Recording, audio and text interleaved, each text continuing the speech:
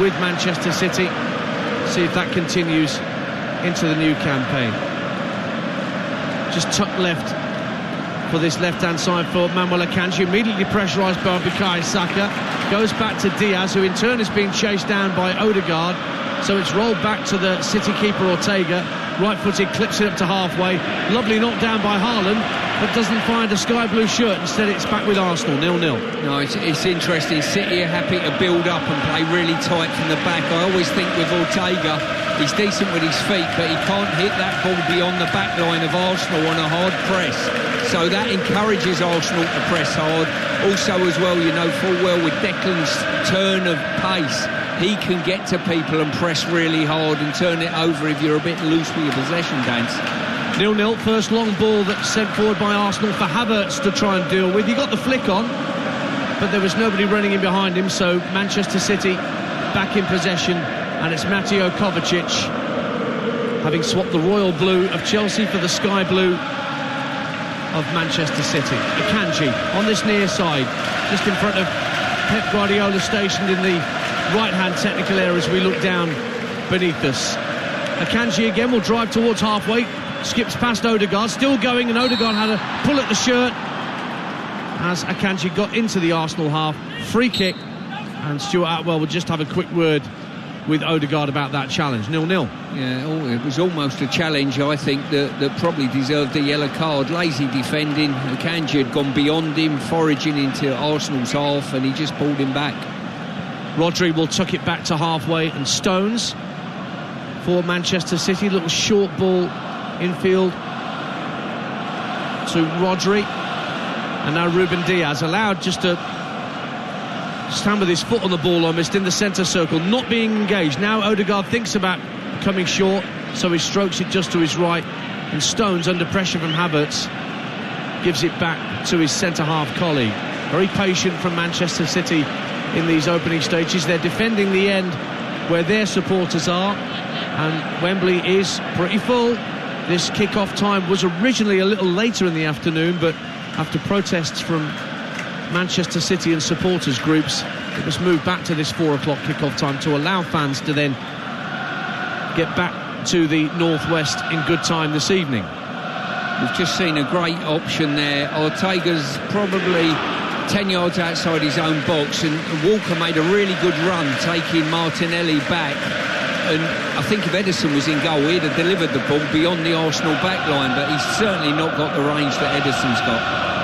Akanji making a strong run down the left-hand side. He's fed by Rodri, skipping away. Saka's trying to catch up with him. Akanji to the byline, crosses into the near post, headed up in the air by Ben White.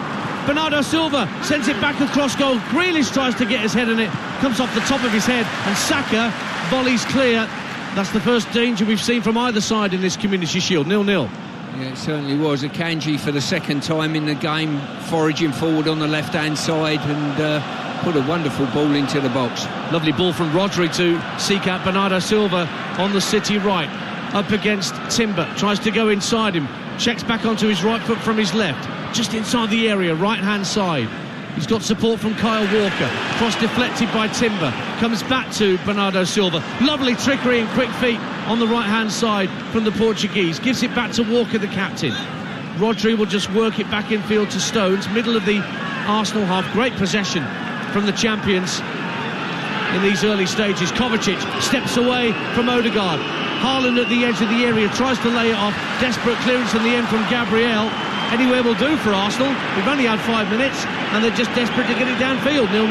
Yeah, we've got a boxing match here. Both teams just sounding each other out at the moment. And once again, he finished the season. The last couple of months of Bernardo Silva's season was outstanding, and in these early stages he's showing exactly why they can't afford to let him leave this football club. And Julian Timber's lost a boot in trying to engage with Silva, and he's just been allowed by Stuart Atwell to go and retrieve the boot that's about 25 yards back down the field from where he left it. I was on breakfast this morning with Cass and Nat, and they were talking about time wasting and that type of thing in the game. I think if the referee stops everything for sort of someone losing a boot or anything that isn't an head injury, games are going to go on for at least half hour after they should duly finish. I was at a refereeing strategy course in Warwick a couple of weeks ago for TalkSport, and they were talking about the time wasting. I think 8 or 9 minutes added time is going to become the norm, unless players actually do hurry up with free kicks and corners and throw-ins. Maybe that's the intention, to get them to understand what's going on and hurry up. 0-0 in the Community Shield. Let's get back pitch side and check in with Alex Crook. What you got down for us there, Alex? Well, terrific atmosphere here amongst the Arsenal supporters. A real expectation coming from them. Aaron Ramsdale, we talked about before the game. Pressure on him maybe with David Raya being targeted. He's getting a lot of support from behind this goal. 0-0. Thank you, Alex. Manchester City coming forward. And Julian Alvarez gets a free kick, having his shoulder pulled back, I think, by Thomas Partey, who gets a yellow card for kicking the ball away, I think, Stuart Pearce. First yellow card goes to the Arsenal number 5. Well, I think it was a culmination of pulling the player back, and then after that, as you rightly say, he's kicked the ball away, albeit not too far. But if the referees are going to stamp down on this type of thing, you've got to start brandishing yellow cards. Short, sharp shock. Maybe that's the intention from officials, to remind players just how little they're going to stand for this season. Ball's out of play. Mikel Arteta wants a throw, and he gets it after giving the assistant on this near side a piece of his mind. Manchester City 0, Arsenal 0 in the Community Shield. Live on TalkSport. You mentioned Natalie Sawyer there, Stuart. She's back on TalkSport Breakfast tomorrow morning with Andy Townsend from 6 a.m. when you wake up. But of course, we've got plenty of options for your morning listening. Chris Evans on Virgin from 6:30. But England against Nigeria in the Women's World Cup on TalkSport 2. Faye Carruthers will start your coverage on TalkSport 2 at 8 a.m. tomorrow morning. Kick-off 8:30. Joe Shannon and Leanne Sanderson, your commentary team for England-Nigeria. Julian Timber got both boots back on and gets cheered as he gets away down the left-hand side. Martinelli sprinting towards the byline, closed down by Walker. In fact, he's also got Bernardo Silva closing him down, but he did really well to work it back. Gabriel will pass back to the halfway line, and William Saliba. How Arsenal missed him in the run-in when he picked up that injury, and who knows what Arsenal could have achieved had he been there in the Arsenal defence. Now Bukayo Saka, they're going to go on the outside of Akanji, down towards the ball, and he's beaten Akanji, but then the switch gets back and has actually hit the ball against Saka. Arsenal wanted a corner, but a goal kick is all the results. 0-0 with 9 minutes gone on TalkSport. Well, firstly, from Arsenal's point of view, it's brilliant to see Saka in full stride there on the right wing, but I've got to say, as I saw it last year, when Akanji comes out from, he's probably more favoured central role and plays in these full-back areas. He's more than adept at dealing with players one-on-one. He's tall, but he's quick. Manuel Akanji, joined from Borussia Dortmund a year ago. Scored against Real Madrid in the Champions League, of course, Akanji, on that route to ultimate success at last for Pep Guardiola with Manchester City. It still leads 1, Cardiff 2, incidentally. We'll be back with Abigail Davis as and when, but Cardiff are apparently hanging on to that 2-1 scoreline. That's live on TalkSport 2 right now with Nigel Adderley and Matt Murray, your commentary team at Ellen Road. Cardiff were 2-0 up at half-time. Here are Manchester City in possession at 0-0 with 10 minutes gone in the Community Shield. Stones plays a casual pass to his right for Walker, and he slides it out to the right-hand touchline on the opposite side of the field to us for Bernardo Silva. But again, it's very slow and patient by Manchester City. They're not rushing getting the ball through the 30s, Stuart Pearce. No, they're not, but credit to Arsenal. They're nice and compact, well organised and shutting down passing lines. And City are almost in a 4-2-4 scenario with, two recognised strikers, basically. But that's why it's so important for the likes of Partey to make sure he shepherds that area in front of them. Not sure how many touches Declan Rice has had so far in this Community Shield. He's just trying to close down Rodri, who fires another lovely pass out to the halfway line and the far touchline for Kyle Walker. Touches it back 10 yards for Stones. Rodri again on the halfway line, allowed to trot into Arsenal territory, then lifts it down the right-hand side, and Bernardo Silva will chest it down and keep it in play. Up against Timber, 10 yards from the dead ball line. Checks onto his left and right, then lays it back for Walker, right-hand corner of the box. Tried a first-time ball into the area, scuffed it somewhat. Odegaard clears, Martinelli's giving chase, and you get the better of the bounce of the ball and hold on to possession for Arsenal, 0-0. Yeah, he's done well retaining possession, Martinelli there, but once again Walker's pace from crossing the ball, his recovery to the halfway line to get goal side was lightning. You're listening to TalkSport, the Community Shield at Wembley Stadium in bright sunshine. Manchester City, the champions, against Arsenal, their closest challengers in the league, but they ended up winning the Premier League with 3 games to spare. Manchester City. And here's Bernardo Silva looking for Haaland at the edge of the area. Again, danger was snuffed out before the big Norwegian could properly get it under control. But again, Arsenal just loft it downfield. There was nobody in a red and white shirt anywhere near the halfway line. So Diaz and Stones have all the time they want just to get the ball back under control. Ortega, the keeper, lurking just outside his penalty area. I mean, there's high starting positions, and then there's always being outside your 18-yard box. The sweeper-keeper era really has developed. And Ortega's now midway inside his own half with the ball at his feet. You were talking earlier about Declan not getting too many touches. I can't remember Jack Grealish getting a touch at this moment in time, being very isolated out on the width here. Well, definitely no touches for Declan Rice, and I think you're right about Jack Grealish. I think the ball came off the top of his head at one point, but he certainly hasn't had a chance to have a run at Ben White, who is his opponent on this near side, with City coming forward. Now Grealish will get a touch as it's floated out to him. Has to jump to chest it down and keep it in play. Does really well, Grealish. Works it back to Kovacic, and Kovacic tried to slide it down the left-hand side of the box for Alvarez. Poor touch from Partey. City win it back. Rodri just hits a snapshot. It's only just wide of the post. Ramsdale at full stretch, and it took a nip off an Arsenal boot for Manchester City's first corner of the game. 0-0. Yeah, a little bit loose from Arsenal there, and I think this trait for both teams, if you give the ball away in your final third, the opposition on today's standard and their ability will hurt you. Really good setup there by Haaland, and when it come back, yes, just looking at the deflection, a good deflection. Ball was on target, potentially would have been dealt with by Ramsdale. Grealish with the right-footed in-swinging corner, volleyed clear by Saliba.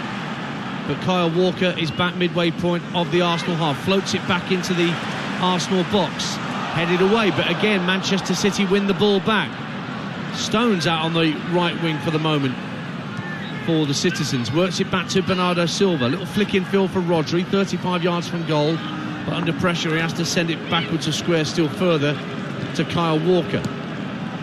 Stones, I guess we shouldn't be too surprised to see him popping up in different parts of the field. Gareth Southgate and Steve Holland are also here on watching brief for England. Lots of England stars out there for them to check on their pre-season progress. Grealish works it back to Ruben Diaz. It's 0-0 if you're just tuning into TalkSport, the Community Shield at Wembley. Back it goes to halfway, and City, who've been in control, I think it's fair to say, Stuart Pearce, of the first quarter of an hour. Yeah, they have, but literally nothing to choose between the two sides. And what I've seen at this stage, for me, the big one will be which team presses the opposition the best and gets the turnover in the final third, which might be the best route to score a goal. Rodri driving forward in the inside left channel, flicks it to his left for Akanji, the left back today. Grealish just closed down as soon as he received the ball from Ben White, so he had to go back towards halfway. But once again, Manchester City have kept hold of the ball. Stones drifting in field, knocks it back to halfway, and now Rodri has it again. Everybody in Arsenal red and white behind the ball, but now Man City trying to drift between the lines. Akanji finds Kovacic, but again they'll go back to Diaz and Stones to start again. Stones is still, once again, he's pushed good 10 yards further forward than his centre-half teammate. Walker's almost filling in, and Kovacic as an auxiliary centre-half. Yeah, they want to build in a three, Manchester City, whichever three that is, whether it doesn't involve Stones because he's pushed in, or alternatively with Walker pushing up and Stones being the third. Chance for Odegaard to win the ball back, and he's helped out by Bukayo Saka. Now inside the centre circle, Havertz clearly getting his shirt pulled by Rodri. Free kick awarded by Stuart Atwell, and the fans around us screeching for a yellow card for Rodri. I'm not sure he's going to get one, but it's a free kick to Arsenal all the same. 0-0.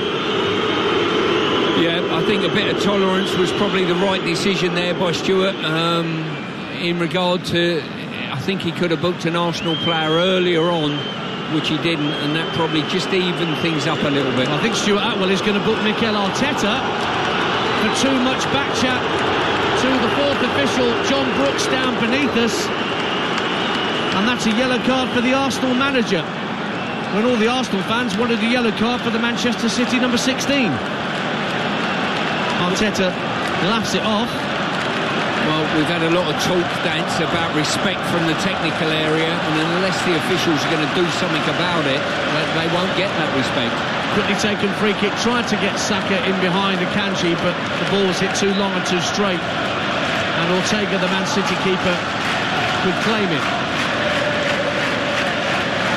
And again, this is all part of that refereeing strategy meeting I went to, Stuart, about respect for officials, not just time wasting, but it normally lasts for a month and then they forget about it, Dance. You know, how many times have we seen that? You know, let's outlaw diving and one or two other things. 0-0 on TalkSport in the Community Shield. Here is a chance for Alvarez, who had a snapshot from a good 25-30 yards out, and it snaked well wide of Ramsdale's right-hand post. And Ramsdale will have a goal kick. All sort of an open secret about Arsenal's attempts to bring in David Raya from Brentford, and what that means for Ramsdale. He kept 14 clean sheets last season in the Premier League, just 3 England caps to his name. I think as well, when you look, teams that are Arsenal are in Europe this year, they weren't last year, and I equate it to what happened at West Ham. Areola played, my goodness me, near enough a whole season and hardly any Premier League games in Europe. Just a free kick for a foul on Declan Rice, who just fell awkwardly inside the centre circle, but gets to his feet fairly quickly. Just to let you know, it's actually Jenis Gilacci, the Spurs captain, who's doing co-commentary on England-Nigeria tomorrow morning with Joe Shannon. It's live on TalkSport 2. Our coverage starts at 8 a.m, kick-off 8:30 down under. 0-0 here at Wembley Stadium in this Community Shield. Diaz and Stones exchanging passes once again in front of their own 18-yard line. Pep Guardiola's off his seat for the first time this afternoon to direct operations from the edge of the technical area. Stuart Pearce. Yes, he certainly is. Both managers are out there giving direction. I'm just looking at Declan. Declan Rice looks as though he's been told to make sure Rodri doesn't get on the ball and start his team playing. Akanji getting to the byline down the left-hand side for Manchester City. Wraps his foot around the cross. It drops at the left-hand corner of the Arsenal area. Rice tidies up. It's back with Gabriel, who quickly finds Ramsdale under pressure from Alvarez, who tried to slide in as Ramsdale released the ball for Saliba. Saliba chips the ball up to halfway. And the fight for Havertz, who got the better of Stones and Rodri. Good work from Kai Havertz.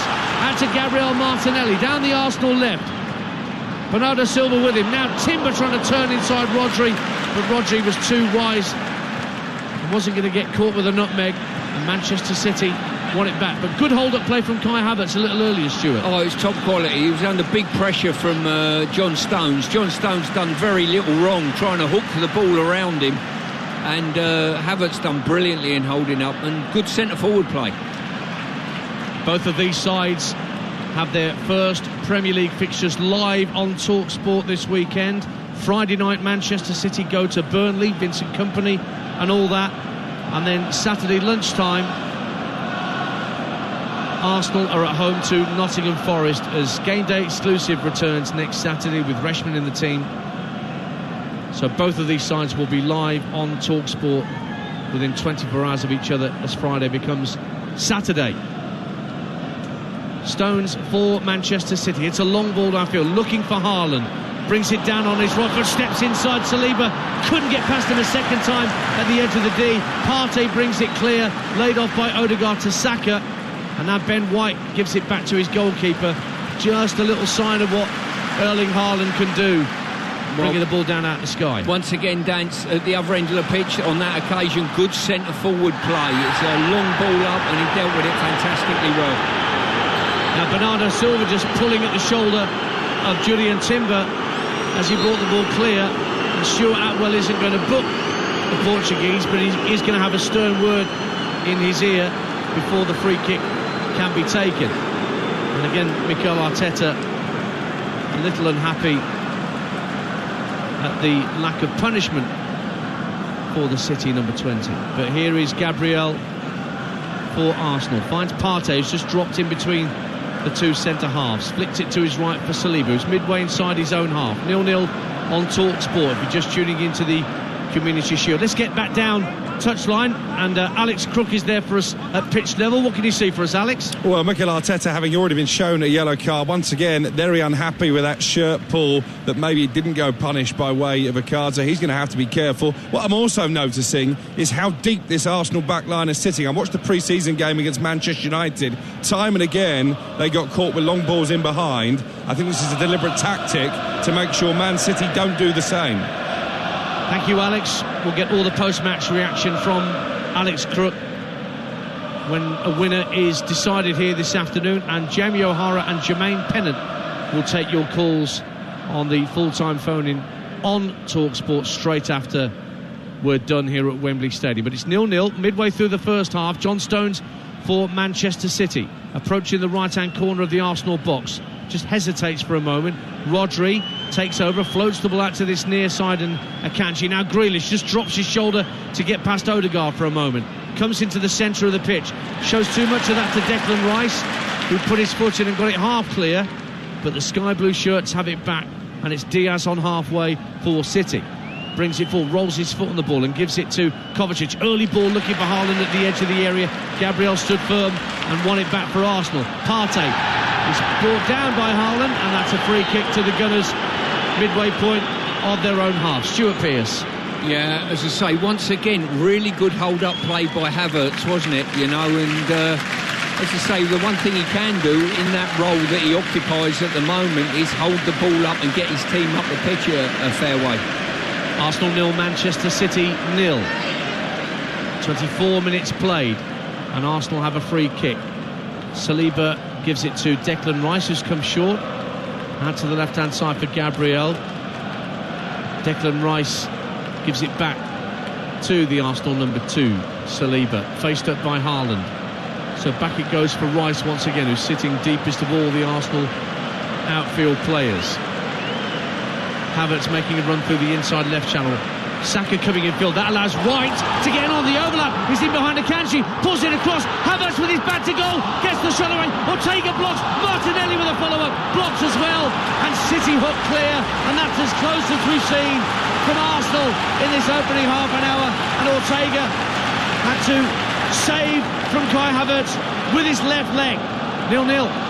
Well, I've just been saying how good Akanji is on one-on-one situations. He was caught out on that occasion, an underlapping run by Ben White, who's got into the box, pulled it back, and it was panic stations in the City back line, and 2 really good blocks by them. Yeah, the second block was from John Stones, from Martinelli off his chest. Stones just stayed down for a moment as play broke down, but he's okay, doesn't need any further treatment. And Kai Havertz, the ball was difficult for him to control. It was slightly behind him when it came to it, didn't it, Stuart? But he swiveled and got a decent contact on it. Good save from Ortega, so it stays goalless. Yeah, it certainly was a good save, but you've got to say, we're just looking at the replay from John Stones, who got back, got his hands out the way and took it straight in the solar plexus and made a fantastic stop for his team. Yeah, slightly winded, I think we'll say, on John Stones' behalf at this point. 0-0 on TalkSport. Here is Saliba, just at the edge of the centre circle inside his own half. They're into stoppage time over on TalkSport 2 at Ellen Road. Cardiff City are still 2-1 up against Leeds United. We'll be with Abigail Davis very shortly. Meanwhile, Stones trying to bring the ball forward. It's been clipped by Havertz, and Havertz gets a yellow card from Stuart Atwell. It's interesting, Dance, you know, the fans in front of us are mainly Arsenal fans. They've been up every 2 minutes baying for a yellow card, and when Stuart Atwell brandishes in one, which he should have done for that in my opinion, they don't want a yellow card because it's on Havertz, but he's made no attempt at chasing him back. he's just hacked him down. Yeah, just clipped him from behind, as Stuart says. No attempt by Kai Havertz to play the ball. Pretty straightforward decision for Stuart Atwell to brandish the yellow, based on the standards that we now understand referees are policing games going forward. 0-0, TalkSport. 27 minutes played at Wembley Stadium in this Community Shield. Remember, if it's level at 90 minutes between these two, we will go straight to a penalty shootout to decide the winner. No extra time here this afternoon. Kovacic wins the ball on halfway, drives down the left-hand side, plays it infield, looking for Haaland. Gabriel got a foot in. Rice now for Arsenal, flicks it out left, and Timber will be able to control the ball in the left-back position. And there is a late goal at Ellen Road in the Championship. TalkSport's Abigail Davis. And it is heartbreak for Cardiff City. They have defended admirably throughout this game, but it is Leeds 2, Cardiff City 2, and it is Somerville who has got the goal. Cardiff City players have got their heads in their hands. They are on the ground. They know that this was a glorious opportunity for them to pick up 3 points and start the season on a real high, but it was fantastic work just outside the area for Sinistera, and he managed to thread the ball through for Somerville, who slotted it into the bottom left. It is Leeds 2, Cardiff 2. Arsenal in possession just inside the Manchester City half, but Odegaard can't find Martinelli, who's come out to this near side, the Arsenal right, so Manchester City will have a throw. It's 0-0 here at Wembley, so 2-2, the conclusion of that Leeds-Cardiff game on TalkSport 2, and don't forget, straight after, be off to the Stadium of Light, Sunderland against Ipswich. Adam Bridge will be your commentator for that one. That's a 5 o'clock kickoff, live on TalkSport 2.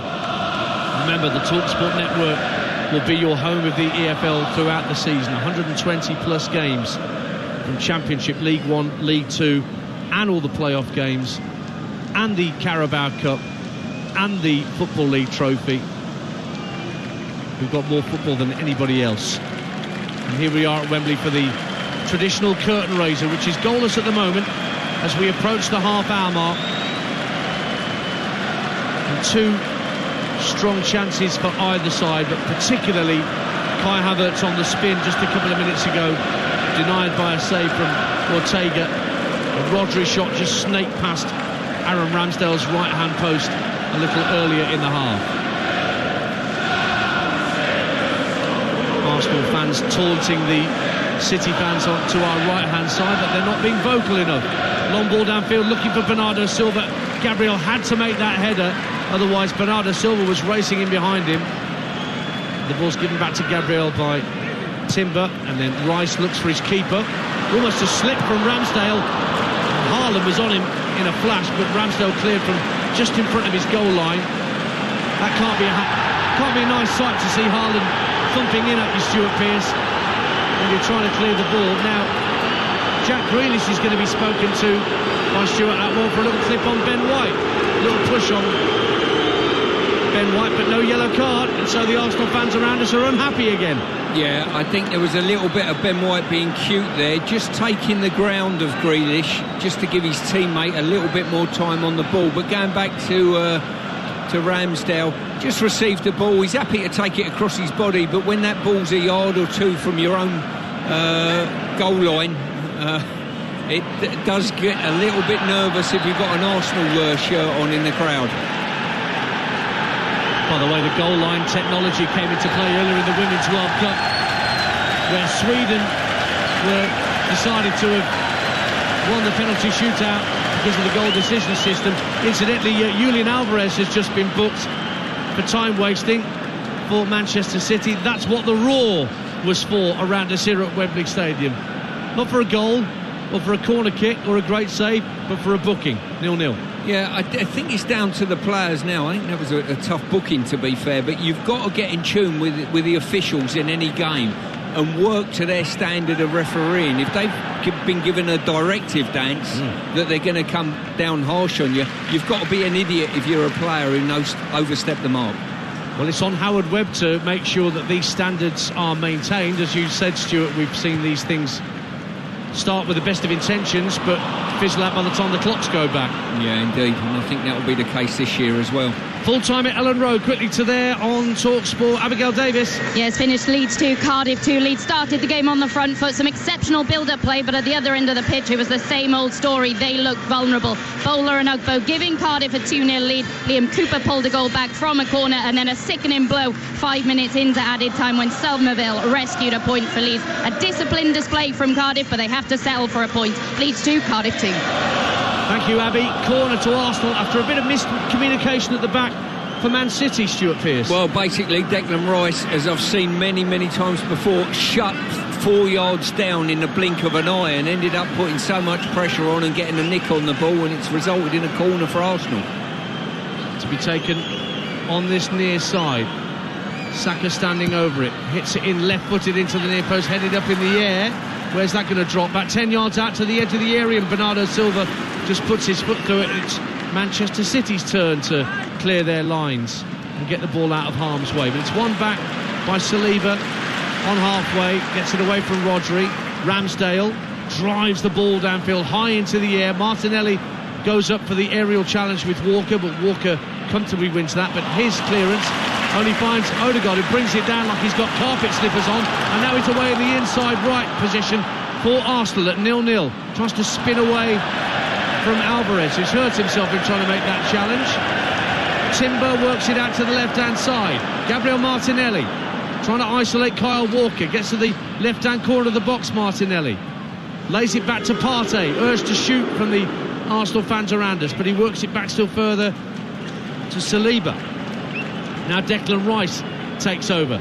Quick ball out to the left-hand side once again for Martinelli for Arsenal. Goes on the outside of Walker. Crosses deflected at the near post, and Stones puts it behind for a second Arsenal corner in quick succession. 0-0.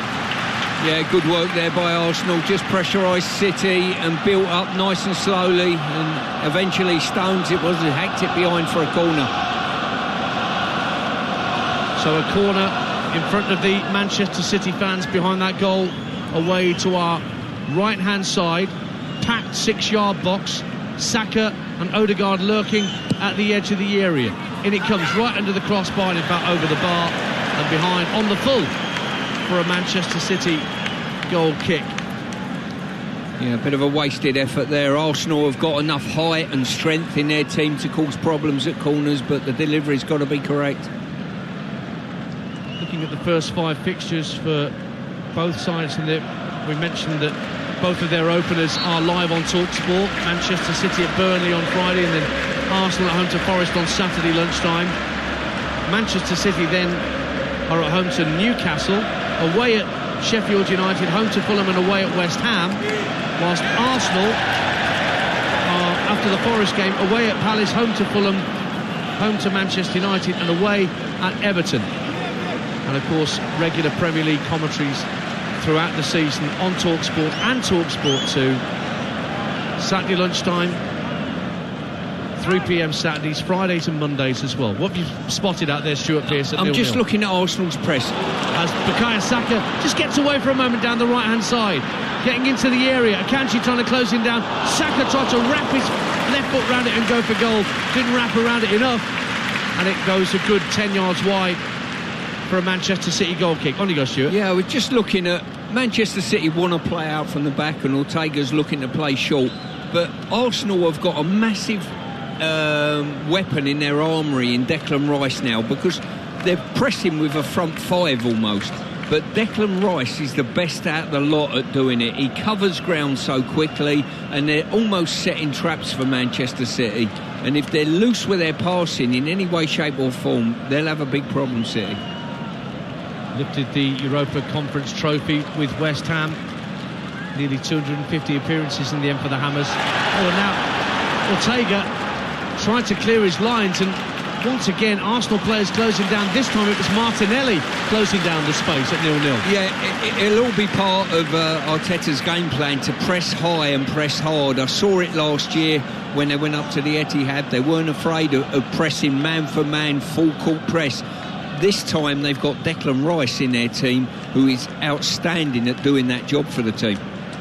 Now Kyle Walker can gallop towards the halfway line as he's got a bit of green grass to run into. Martinelli comes across just to close down the space, so Walker tucks it in field for John Stones. It's 0-0 if you're just tuning into TalkSport. Just less than 9 minutes to half-time in the Community Shield here at Wembley Stadium. A bright sunny afternoon in North London, but over half the pitch in shade, including the whole half away to our right-hand side that Manchester City are defending. Stones inside that half, plays the ball out to Kyle Walker, who's being forced back towards his goalkeeper by Martinelli. Now Havertz looking to close down Ortega. He looks for Ruben Diaz. Little toe poke pass for Grealish, running back towards his own goal, and he's been dispossessed. Ben White wins it back for Arsenal. Chips it to the right-hand side, and Saka once again will have a look to take on Akanji. Checks out this time and goes back to Ben White. He's exchanging passes with Odegaard. Saka once again on the Arsenal right wing, 10 yards from the dead ball line. Works it in field to Odegaard, right-hand corner of the box. Saka again just elects to work it further back towards the halfway line, and maybe Arsenal will spread play, and indeed they do, from right to left. And it's just tucked back in field by Timber for Declan Rice. Now on halfway, it's Saliba. Makes tracks into the City half. Finds Saka on the right wing. Grealish looking to help out Akanji in defensive duties. Ben White plays the ball into Odegaard, flicks it straight back for Saliba. But again, Manchester City have got their shape. Everybody behind the ball. Gabriel looks for Martinelli out on the left wing, but he can't get past Kyle Walker, so he's forced to go back. This is what we were seeing from Manchester City a little earlier, but a more progressive pass from Saliba, and Odegaard flicks it out to Saka on the right wing. Again, Akanji and Grealish for company. It's worked back to Partey, just gets the better of Rodri. Timber, the left back for Arsenal, flicks it out to Martinelli, level with the edge of the penalty area left hand side. Back in field it goes to the new arrival from Ajax, Timber. Gabriel, little ball along the deck, looking to get Havertz through the middle. It might break for him via a ricochet off Ruben Diaz. Manchester City only get it half clear. Gabriel on the scene first, midway point of the Manchester City half, and they're keeping Man City hemmed in here, Arsenal. Saka, right wing, up against Akanji. Again, elects not to go on the outside of him. Ben White will have it now, right-hand corner of the box.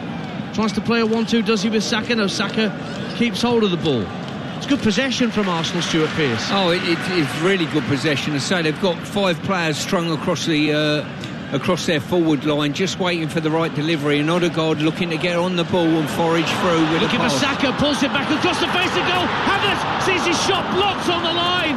Superb defending John Stones, I think it was, who made the all-important challenge with Ortega beaten, and now Haaland in a rare one-on-one chase with Saliba as Manchester City try to counter. Haaland wins the ball but has to run back to halfway to keep possession. But Arsenal, oh, so close to taking the lead, but for a goal line clearance. They certainly were. Arsenal in the last few moments have got Odegaard in that sort of inside right position on the ball, and he's certainly got the eye to feed a pass, which he did on that occasion. And City have done extremely well in probably the stuff that they're not renowned for, blocking in front of goal. 5 to half-time on TalkSport in the Community Shield. Arsenal 0, Manchester City 0. And well, one back by Julian Timber from Bernardo Silva, who holds his arms out as he gets to his feet, saying he was fouled. He was right in front of the assistant on that far side, who did not flag. So Arsenal are back in possession. Thomas Partey just shy of the halfway line as he moves into the shaded area of the pitch. Clips it to his right. Now Ben White will take over. Saka thought about going on the outside of Akanji, may still do so. No, he just checks it infield for Odegaard. White again. And Arsenal are concentrating a lot of their work down this right-hand side at the moment, Stuart Pearce. Well, the most offensive one in their front line is Saka, but Odegaard, look how tirelessly he's working now just to get on the ball and receive the ball. And certainly, to my experience over the last few years, working directly sort of against him, if you like, for an opposition, is he causes you big problems in that space behind midfield and just in front of your back line. I think Kovacic is starting to follow him. I think the 2 number 8s are in direct opposition when Arsenal are in possession. Here's Ben White for the Gunners, just shy of the halfway line. Grealish facing him up, so he'll play a ball back into square infield to Saliba. Gabriel looks to hit a long ball downfield, trying to get Timber in behind his furthest forward, but the ball skips off the turf, runs through to Ortega, the City keeper. Arteta does his nut on the near touchline, not happy with the quality of the forward pass. 0-0. Yeah, it's been an intriguing game. We felt coming into the game it was going to be a tight affair. It's certainly panned out that way. I think all of us as neutrals really are looking and saying which one are best suited to lift the Premier League trophy up, and I think after however many minutes, 40-odd minutes, we're none the wiser. As I said, the Community Shield is no necessary guide to Premier League success for the two teams that take part in it. Here's Bernardo Silva, right-hand side for Manchester City. Gets the benefit of a ricochet of Timber and keeps possession. Now level with the area, right-hand side is Walker. Elects to work it back 15 yards or so for Stones, and back further it goes to the halfway line, and Ruben Diaz. And Odegaard is chasing down, and he's telling his teammates to push on and get up towards the halfway line and hold that high line and pressurise Manchester City into finding that killer pass. Here's Kovacic on halfway, looks to hit a diagonal for Grealish. It was blocked at source by Partey, but Rodri takes over. He's trying to chip Ramsdale, and he went for an effort from the halfway line that ended up landing on the roof of the net, with Ramsdale backpedaling furiously. Incredible effort by Rodri, but it didn't come off. 0-0. What an audacious effort that was. He was literally 2 yards inside the opposition half. I don't think anyone saw it apart from him. All of a sudden he seen Ramsdale in a very aggressive position at the edge of the box, and probably not expecting an effort at goal, and it made him panic slightly. Landed on the roof of the net, so panic over for Ramsdale. 0-0 then. Kai Havertz with the two best chances of the game, denied by Ortega with the first, and a goal line clearance from John Stones with the second. We're approaching half-time. Don't forget, Jamie O'Hara and Jermaine Pennant will be taking your calls on 03717 223344 at the conclusion of this Community Shield. I've got a little question for you, Dance. How much do you think Manchester City are looking and thinking, I wish we had Declan Rice in our squad as well? I'll answer that question in a moment, but Alvarez is getting away down the right-hand side. The ball across the face of goal was brilliantly cleared and swept away by Saliba, and he had to sweep it away because guess who? Haaland was lurking right in behind him. Now here's John Stones striding forward, midway point of the Arsenal half, heading towards stoppage time at the end of this first period. John Brooks just getting the word from Stuart Atwell as to how many minutes to add on for stoppages here at Wembley Stadium. Diaz for Manchester City finds Grealish, back for Diaz, who's continued his run downfield. Across comes Saliba. Calm defending once again by William Saliba. He volleys the ball downfield, but Akanji keeps possession. And Manchester City have it back with Rodri. Same sort of position where he fancied a cracking goal, the halfway line. And Ramsdale's in the similar sort of position, round about the penalty spot, but he elects to go out wide. Here's Bernardo Silva trying to go on the outside of Timber, too heavy a touch. And that's a goal kick to Arsenal. And we're going into 3 minutes of minimum added time at the end of this first period, with a score at 0-0. Stuart Pearce. Yeah, we're just going back to that Declan Rice issue. You know, there was talk about Manchester City putting money down for him as well as Arsenal. Arsenal matched the valuation, and here he is. And I think Arsenal look a better side to have him in the midfield. That is for sure. Well, with no Ilkay Gundogan anymore, then Manchester City have reduced options, let's just say, for the moment. Although Kovacic is a more than adequate player to bring in terms of Premier League quality and experience. But Gundogan brought goals to the team as well, didn't he, Stuart? He certainly did. As I say, we mentioned Silva at the back end of last season, but I think Gundogan was probably alongside him in form for the last couple of months. He was brilliant pretty much as soon as City came back from lockdown into Project Restart. I think that's when Gundogan really started to shine as a goal scorer. I remember a game at the Hawthorns against West Brom where he was just outstanding. But he is no more a City player. Declan Rice chose Arsenal, and he's been slowly getting into this first half, where for the first 10 minutes he didn't get a kick. So we're in added time. A minute has gone of the minimum 3 that Stuart Atwell has added on. Arsenal with the ball on halfway. Partey turns it back to Saliba. Square ball infield for Rice, who again is splitting the two centre-halves for the moment. Saliba has it back. Got injured in March, William Saliba. Only 8 caps for France. You might expect more, but then France have got so much quality in every position. It's a very hard country to get regular international recognition for, I imagine. Here's Ben White for Arsenal. First time ball lofted over halfway, looking for Martinelli. Comfortably cushioned header down by Akanji for Kovacic. And now the ball spread from left to right by Man City, and over on the far side of the field from us, Kyle Walker galloping forward with his usual intent. Flicks it in field for Rodri. Rodri sees Kovacic making a run in field, but goes backwards to square to Stones. Now Stones finds Kovacic, middle of the Arsenal half, striding forward Kovacic all the way into the area, weaving run as he's still got the ball. It's gone behind for a goal kick, just couldn't wrap his foot round it in the end. He had 3 Arsenal players round him by the time he got into the 6-yard box, just couldn't get the shot away. 0-0.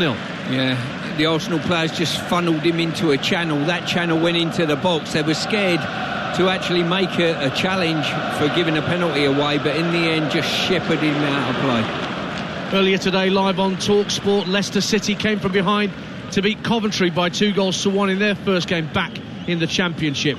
And Leeds' first game back at that level finished in a draw just now with Cardiff City 2-2 at Ellen Road. Sunderland Ipswich getting underway in the next 10 minutes or so live on TalkSport 2. And we reached the half-time point here in the Community Shield. No goals between Manchester City and Arsenal, but Arsenal have had the clearer chances to break the deadlock, notably through new arrival Kai Havertz, who saw an effort midway through the half blocked by the left foot of Stefan Ortega in the City goal. And then a few minutes later, when Havertz again on the spin finally beat Ortega, John Stones was on the goal line to clear away the danger. The closest that Manchester City have come was an outrageous effort from the halfway line by Rodri, trying to catch Ramsdale out off his line. That landed on the roof of the net. At the break at Wembley Stadium, it is Manchester City 0, Arsenal 0. It's TalkSport live at the Community Shields at Wembley, 0-0. It's a game that looks like City lost a captain and Arsenal signed a captain. Arsenal looked like a team that came very close last season and then went and spent £200 million to go again. I want to focus on that Rodri shot at the end there, Stuart Pearce, towards the end of the half, from the halfway line. It looked to me like, yes, if it had gone in, it would have been brilliant, but it looked to me like all he was trying to do was trying to get the ball at the other end of the pitch, try and force Arsenal into a goal kick so that City could impose their press on Arsenal, rather than City having to deal with the Arsenal press, which has been incredible. Let me just draw the picture for you, because when Ortega has the ball at his feet and he's trying to pass out from his own 6-yard box, for example, Declan Rice is on the edge of the Manchester City box with 4 or 5 other Arsenal players. The press is that high and that intense, it's so difficult even for City to get out of. Yeah, and I made the point beforehand, the fact that Ederson's not playing, and he takes something away from Manchester City when he doesn't play, because, you know, if you go a big full-court press on Manchester City and Ederson can hit the ball, well, he's got a range of anything up to 90 yards, really, you know. You've always got it on the back of your mind as a defender. I feel uncomfortable going all that way because I've got the power of Haaland, who might spin and going behind me, or stretch play. And that's why Arsenal can do it with so much confidence and free up 5 players, literally, in the front line press. And Declan's great at it. He always wanted to press higher at West Ham. Couldn't always give him the ability to go further up the pitch. We needed him further back. But he's one of these players. He wants to get on the front foot and he wants to go chasing people. Yeah. Do you think then, and this might be a bit bold from Pep Guardiola, he should bring on Ederson at half-time? He won't do that. But they lose something when he's not in their lineup. We talk around the likes of De Bruyne and all the talent that they've got. But make no mistake, when you're putting a team out to defend Manchester City from goal kicks and press hard on goal kicks, it's always in the back of your mind. He's got the ability to turn you round and make you face your own goal. Havertz, we questioned as a brilliant number 9. You did. I did. You said they were better. And I think he's done well as a number 9 without the finishing touch which he needs. But Arsenal do look incredibly good. One thing that's been noteworthy in this first half is how incredibly stupid some of the players have been. you know you're going to get a booking for kicking a ball away. 2 of them have done it and got a booking. I think definitely for this first month, 2 months of the season, as we often see, and then things settle down a little bit, a rhythm to the refereeing, you've got to be very naive, because this game might hinge on a player getting sent off. And if you're not careful with the directive that Stuart Atwell and the referees, and Dan's pointed that out, that they've been given, they're going to have to act on it, especially early season. But I think that maybe the refs are going too far. I was at Sheffield Wednesday Friday night. Cam Dawson, the Sheffield Wednesday keeper, was booked for time wasting, taking a goal kick. I saw Stuart Atwell hurrying Aaron Ramsdale up for a goal kick. I didn't think he was taking an excessive amount of time, so we could see some fairly unfair yellow cards, as you say. 2 lemons make a strawberry. We could have red cards that really shouldn't happen in this game. Well, listen, our game's extremely quick at the moment, and everyone's looking about this time-wasting business and the ball in play for a certain amount of period of time. I don't think I've ever been to a game in my life and either commentated or watched it and thought, I've been shortchanged here, this game. This is England. It's ferociously quick all the time, and it's very rare that teams slow it down, to be quite honest, I don't think. Well, Pep has said that he's a bit dubious of the new laws coming in, especially added on time. There was only 3 minutes at the end of that half. It was 15 in total added time at Sheffield Wednesday on Friday night. As an example, you're asking players to play a lot anyway, play many games during a season in different competitions. Then you're asking them to be out on the pitch another 15 minutes on top of the 90. It's outrageous, really. Yeah, and what do you expect the goalkeepers to sprint after the ball when it goes behind and get the ball for a goal kick? I think a bit of sensibility needs to come into play. I think fans get more frustrated when players go down injured late in the game, knowing full well there's not a proper injury available there. I think the players have got to meet the officials halfway here. I think the players have got to understand how annoying it is to see the deliberate time wasting. Supporters hate to see it, and yet there's a line, there's a very subjective line, isn't there, Adrian, like you just mentioned with supporters Ramsdale. Don't hate to see it when it's their team. Correct, but that's that subjective line about when Ramsdale was he taking too long? Arguable that he was, but I think players have got to stop trying to be too cute, because the referees aren't having it. I don't think there's a lot wrong with football, but listen, let's see how these new laws pan out and affect football and how long they last as well, because I suspect it won't be too long either. No goals, but it's been a really good game so far. Fascinating tactical battle. Manchester City 0, Arsenal 0, Community Shield live on TalkSport. TalkSport Breakfast with Arnold Clark. Part exchange your car and get an extra £500. At Foxy Bingo, we really love bingo, like a lot. So we've decided to confess our bingo love with this 80s bingo love ballad sung to you by non-hit wonder Bingo Stew. Bingo, like a knock on the door. Bingo, that's how we say for. Oh yeah, bingo. Thanks, Stu. For more bingo fun, go to Foxy Bingo and get your fox on. 18 plus, T's and C's apply. Take time to think. August 12th, live on the Zone pay-per-view. Anthony Joshua versus Dillian White. This fight has absolutely everything. Their previous fight was unforgettable. Bludgeoned him with a huge right uppercut. An explosive battle for the history books. Lost control completely. But this feud will never rest. This is what the heavyweight division needs. Witness these warriors go to war once more. Joshua versus White, live on the Zone pay-per-view August 12th. Sign up at dazn.com. Also available on Virgin Media and Sky Channel 495. No matter how warm it gets this summer, it will never be as hot as our boiler service still. Just book one in and you'll only pay £74 down from $99. And with your boiler sorted, you'll feel relaxed all summer long, knowing you're ready for whatever winter throws your way. Save in summer so you're sorted in winter. Book an expert boiler service today. Search British Gas Boiler Service. Geographical restrictions, terms and exclusions apply. Offer ends 4th of September 2023. The classic taste you love with a sweet and smoky twist. It could only be the double barbecue quarter pounder with cheese. 2 succulent beef patties, cheese, gherkins, all loaded with a delicious sticky barbecue sauce. Only available at McDonald's. Available until the 5th of September. Served from 11 a.m. Subject to availability. Hello, it's me, Matt Lucas, and my new children's book, The Boy Who Slept Through Christmas, is out on the 28th of September. It's a story about the worst thing that could ever happen actually happening, as Leo, the biggest Christmas fan in the world, misses Christmas Day and has to go and get it back. The Boy Who Slept Through Christmas is a novel with a difference because it's a musical novel, packed with over 20 original songs written by me. Readers can sing along as they read along. Pre-order a copy today. Beautifully. Skoda. £1 million. Is this a wind-up? It has to be a wind-up.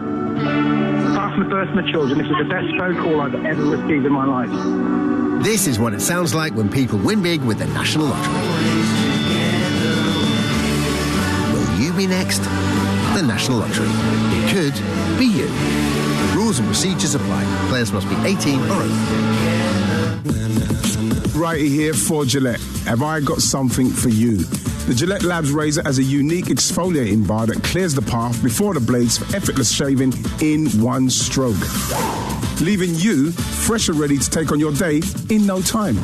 And at Gillette, we promise you that Gillette Labs is the ultimate shave, or, I've always wanted to say this, your money back. Gillette, the best a man can get. 18 plus, retain receipt, terms and conditions apply. Let them know we're coming. Guardians of the Galaxy Volume 3 is now streaming on Disney+. Let's give them something to remember us by. Critics agree it's laugh out loud funny, and it only gets better when you watch it again. Guardians of the Galaxy Volume 3, now streaming on Disney+. Subscription required 18+. T's and C's apply. It's the return of the football season with Betfair. And with Man City's dominance last season, every other team will be hoping that those celebrations have slowed them down a bit. At Betfair, we've made it faster and easier to build your ACCA this football season. Celebrate the return of the football season with a completely free ACCA on football every weekend in August. Betfair. Opt-in and previous deposit required. Max free bet varies from £1 to £2 per customer. Minimum odds apply. T's and C's apply. 18 plus. BeGambleAware.org. Business owners, this is a sleep soundscape when you manage your finances with Intuit QuickBooks. Invoicing, cash flow, expenses, all connected. Sleep easily with a complete view of your business finances. Get peace of mind. Get QuickBooks. On 1089 and 1053 medium wave, on DAB online and on your smart speaker. The FA Community Shield. Fantastic goal! Manchester City versus Arsenal. Live on Talk Sport. And Arsenal, wearing their traditional red and white, get things underway. Trying to slide it down the left-hand side of the box for Alvarez. Poor touch from Partey. City win it back. Rodri just hits a snapshot. It's only just wide of the post. Ramsdale at full stretch, and it took a nip off an Arsenal boot to get in on the overlap. He's in behind Akanji, pulls it across. Havertz with his back to goal, gets the shot away. Ortega blocks. Martinelli with a follow-up, blocks as well, and City hook clear. 0-0 here at Wembley in the Community Shield. TalkSport brings you 4 live commentaries on the opening weekend of the Premier League season next week. The first 2, Burnley versus Manchester City, Friday night from 7, and Arsenal versus Nottingham Forest, Saturday lunchtime, both live on TalkSport. Bournemouth West Ham live on TalkSport 2, 3 o'clock Saturday. And Monday night, it's Manchester United Wolves. Week on Monday. Game night starts at 7 after drive on Monday. Rasmus Højlund's £72 million move to United confirmed. Yesterday he was unveiled before the Old Trafford fans, but he will not be available for that game. He's still suffering with a slight knock. Now the Lionesses take on Nigeria in the round of 16 of the World Cup tomorrow morning, down under 8:30 a.m. It's live on TalkSport, coverage from 8 on TalkSport 2 actually. Ahead of the match, England correspondent down under Courtney Swindon-Kirk has been speaking to Lionesses manager Serena Wiegman and asked her what she's expecting from Nigeria tomorrow. They're a physical team. They have some speed and they're very transitional, so we must be really aware of that. And of course, in duels they can be really tough too. So those are the things that we are very aware of. There's been a lot of upsets in this tournament. I know you want to go and win every game, but there's a little bit more room for manoeuvre in the group stages now. Obviously, it's win or go home. So just how ready are you for that, and the fact that you don't want an upset in this game? No, of course, we want to win this game. Of course, everyone who goes to the knockout stage wants to win every game, and that's what we want to do too. What we do now is prepare for Nigeria. We trained well, we are ready, and tomorrow we're going to play as good as we can, and we do our best to win the game. And there is the possibility of penalties. Is that something that's been practiced?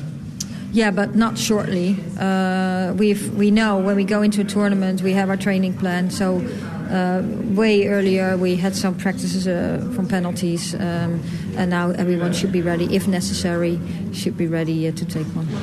Well, Sarina Wiegman will now be delighted, I'm sure, that the USA have gone out on penalties after a dramatic shootout with Sweden, who go through, and the way opens up for England, who are in the bottom half of the draw. Ian Danter, I know you've been following the Women's World Cup. I think we've all liked the look of Japan. I think Spain, even though they got battered by Japan, are looking good as well. But what are you thinking about Lioness's chances? Well, I'm a big fan of Alessia Russo, and I'm pleased that she's getting more football with the national side, with the Lionesses. I think she's got better and better every time I've seen her in the WSL. Her hold-up play, physicality, and her striking at goal. I think she's a very important cog in the Sarina Wiegman machine. You think of all the players that should be there, and aren't, Leah Williamson and many others. I think England have done really, really well. They look solid. Nigeria will cause problems. We've seen at this World Cup that the so-called minnows are catching up.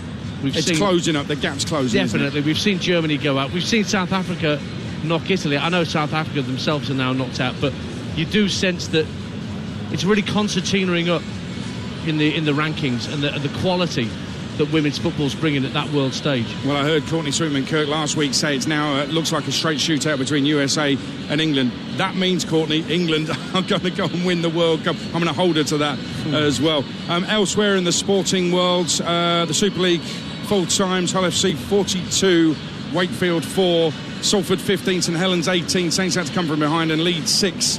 Challenge Cup finalists Leeds 13 in Scotland.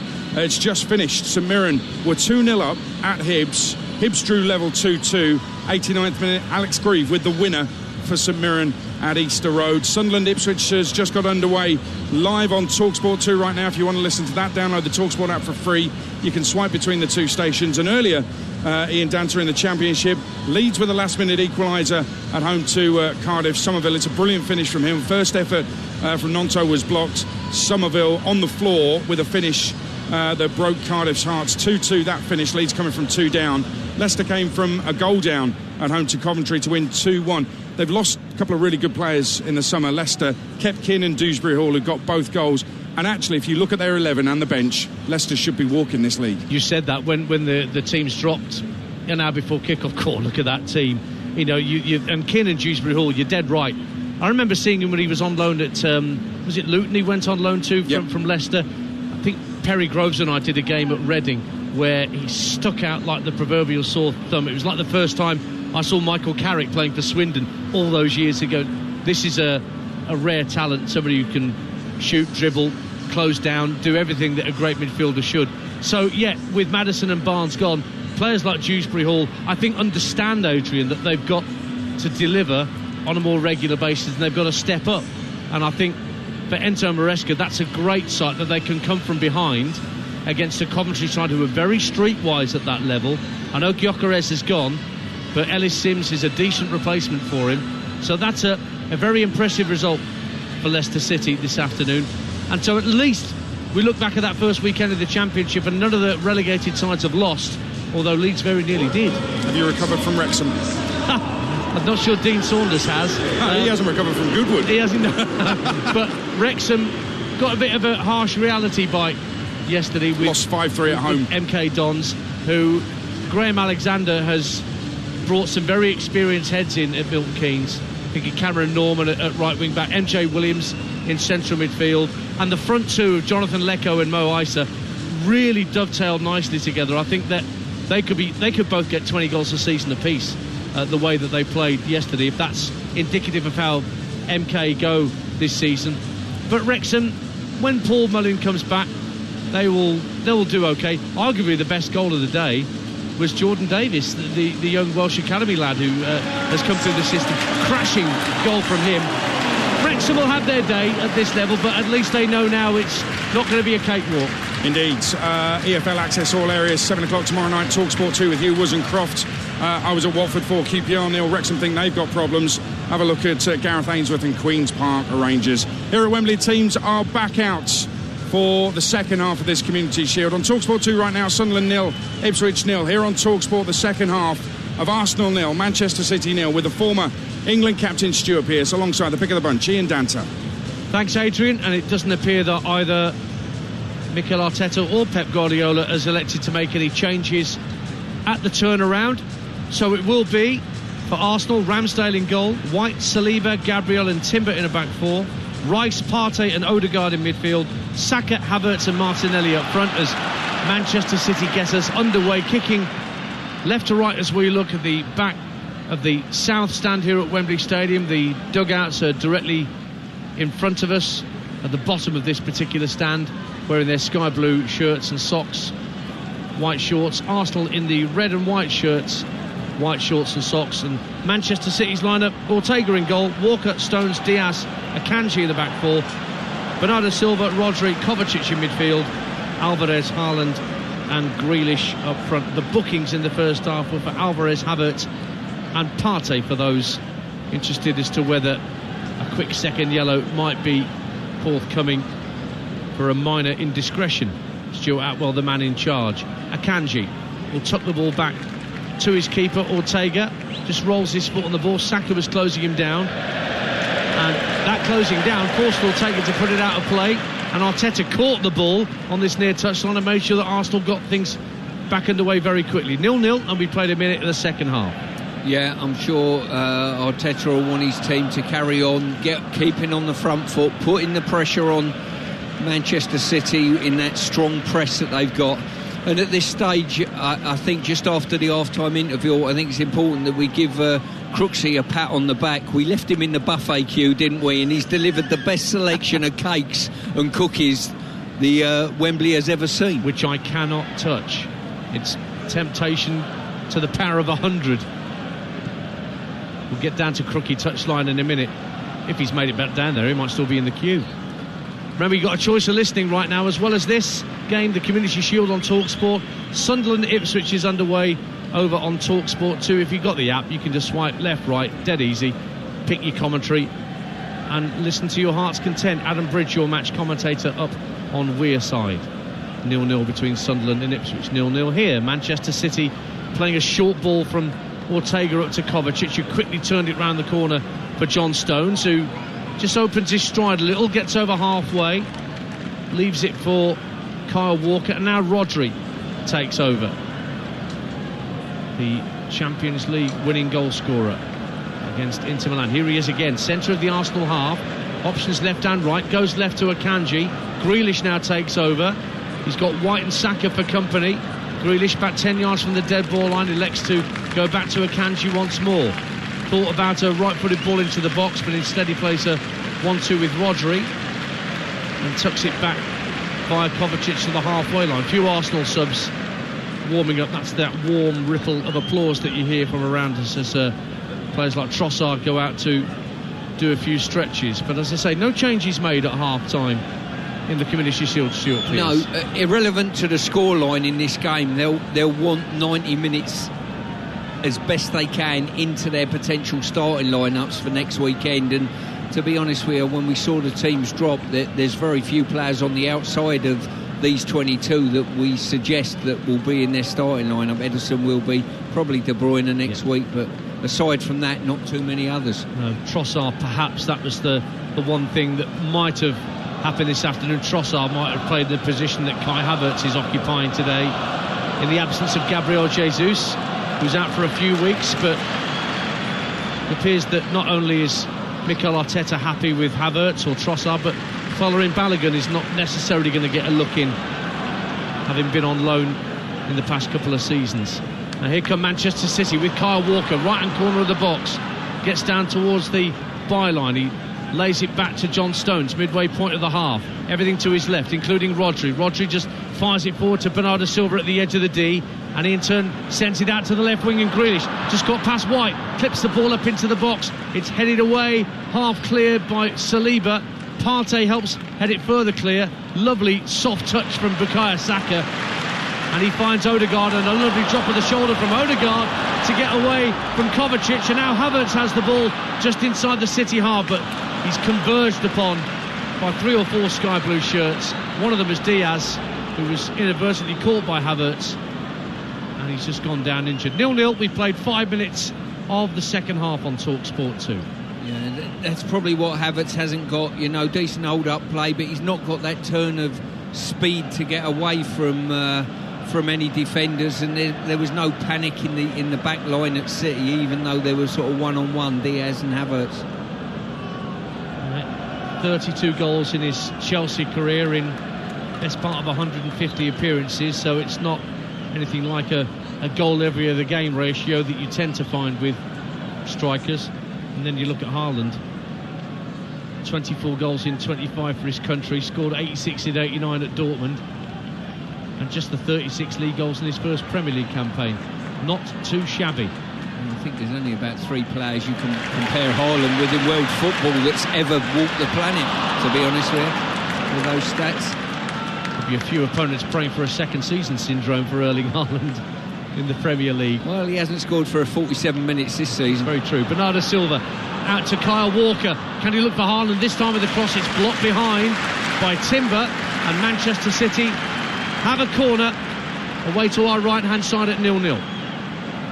Yeah, good opportunity for City to put some players into the box and potentially cause a problem. I don't know, this game's so tight whether it is going to be a set play that divides the sides. It's Julian Alvarez that's going to take the corner kick, a right-footed outswinger. There's a clutch of sky blue shirts just behind the penalty spot as we look across the penalty area.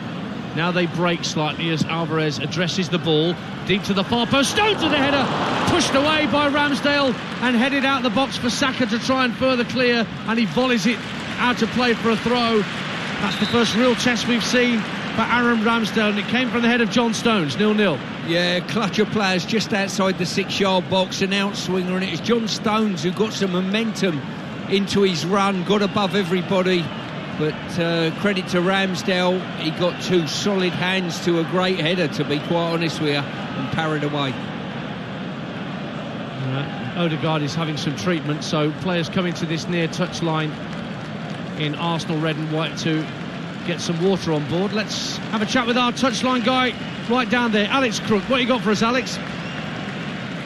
Quite as lively this half as it was in the first half. Everybody in Arsenal red behind me on their feet. I think they were really pleased with what they saw from Mikel Arteta's team in that opening 45 minutes. Opinion in the press room at half-time, divided on Kai Havertz. Yes, he's held the ball up well. Yes, he's been a good outlet for Arsenal.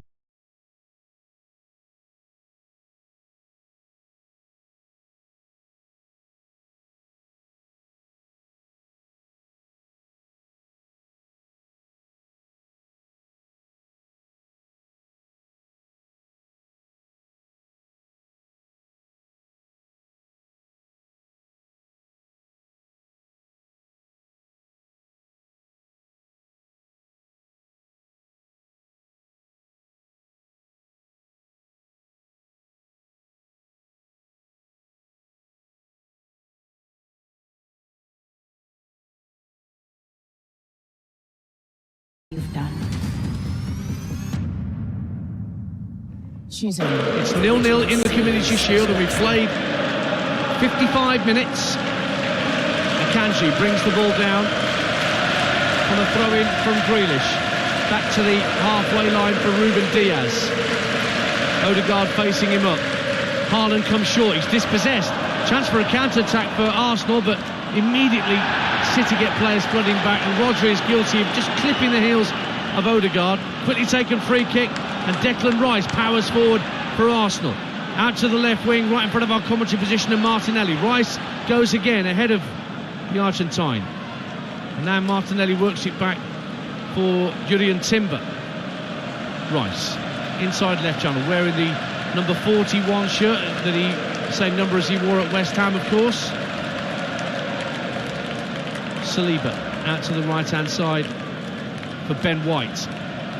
What do you make of Ben White as a right-back? You know, we see him at Brighton as a centre-half. Of course, he's had far more football in that position than Tomiyasu did, who was brought in as a right-back specialist. Yeah, I think where he's impressed me is his ability to get forward into the final third. I think he's done that reasonably well when I've seen him play in that position.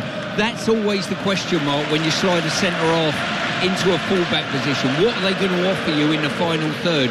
I don't think he does too badly, and he also gives you that little bit of extra height alongside your central defenders. Arsenal 0, Manchester City 0. Phil Foden will be coming on very shortly for Manchester City for their first change of the afternoon.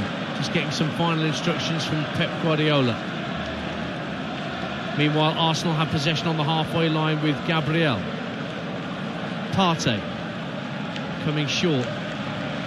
He flicks the ball to his right for William Saliba. Just a little chip pass out to Saka on the far touchline, but Akanji was on him straight away, gave him no room to manoeuvre him whatsoever. And so the ball's worked from the Arsenal right to left. And here's Timber, got a bit of space to move into. Good pass from Declan Rice. Timber trying to set Martinelli away, but the ball just dribbled out of play. And the change is going to be made.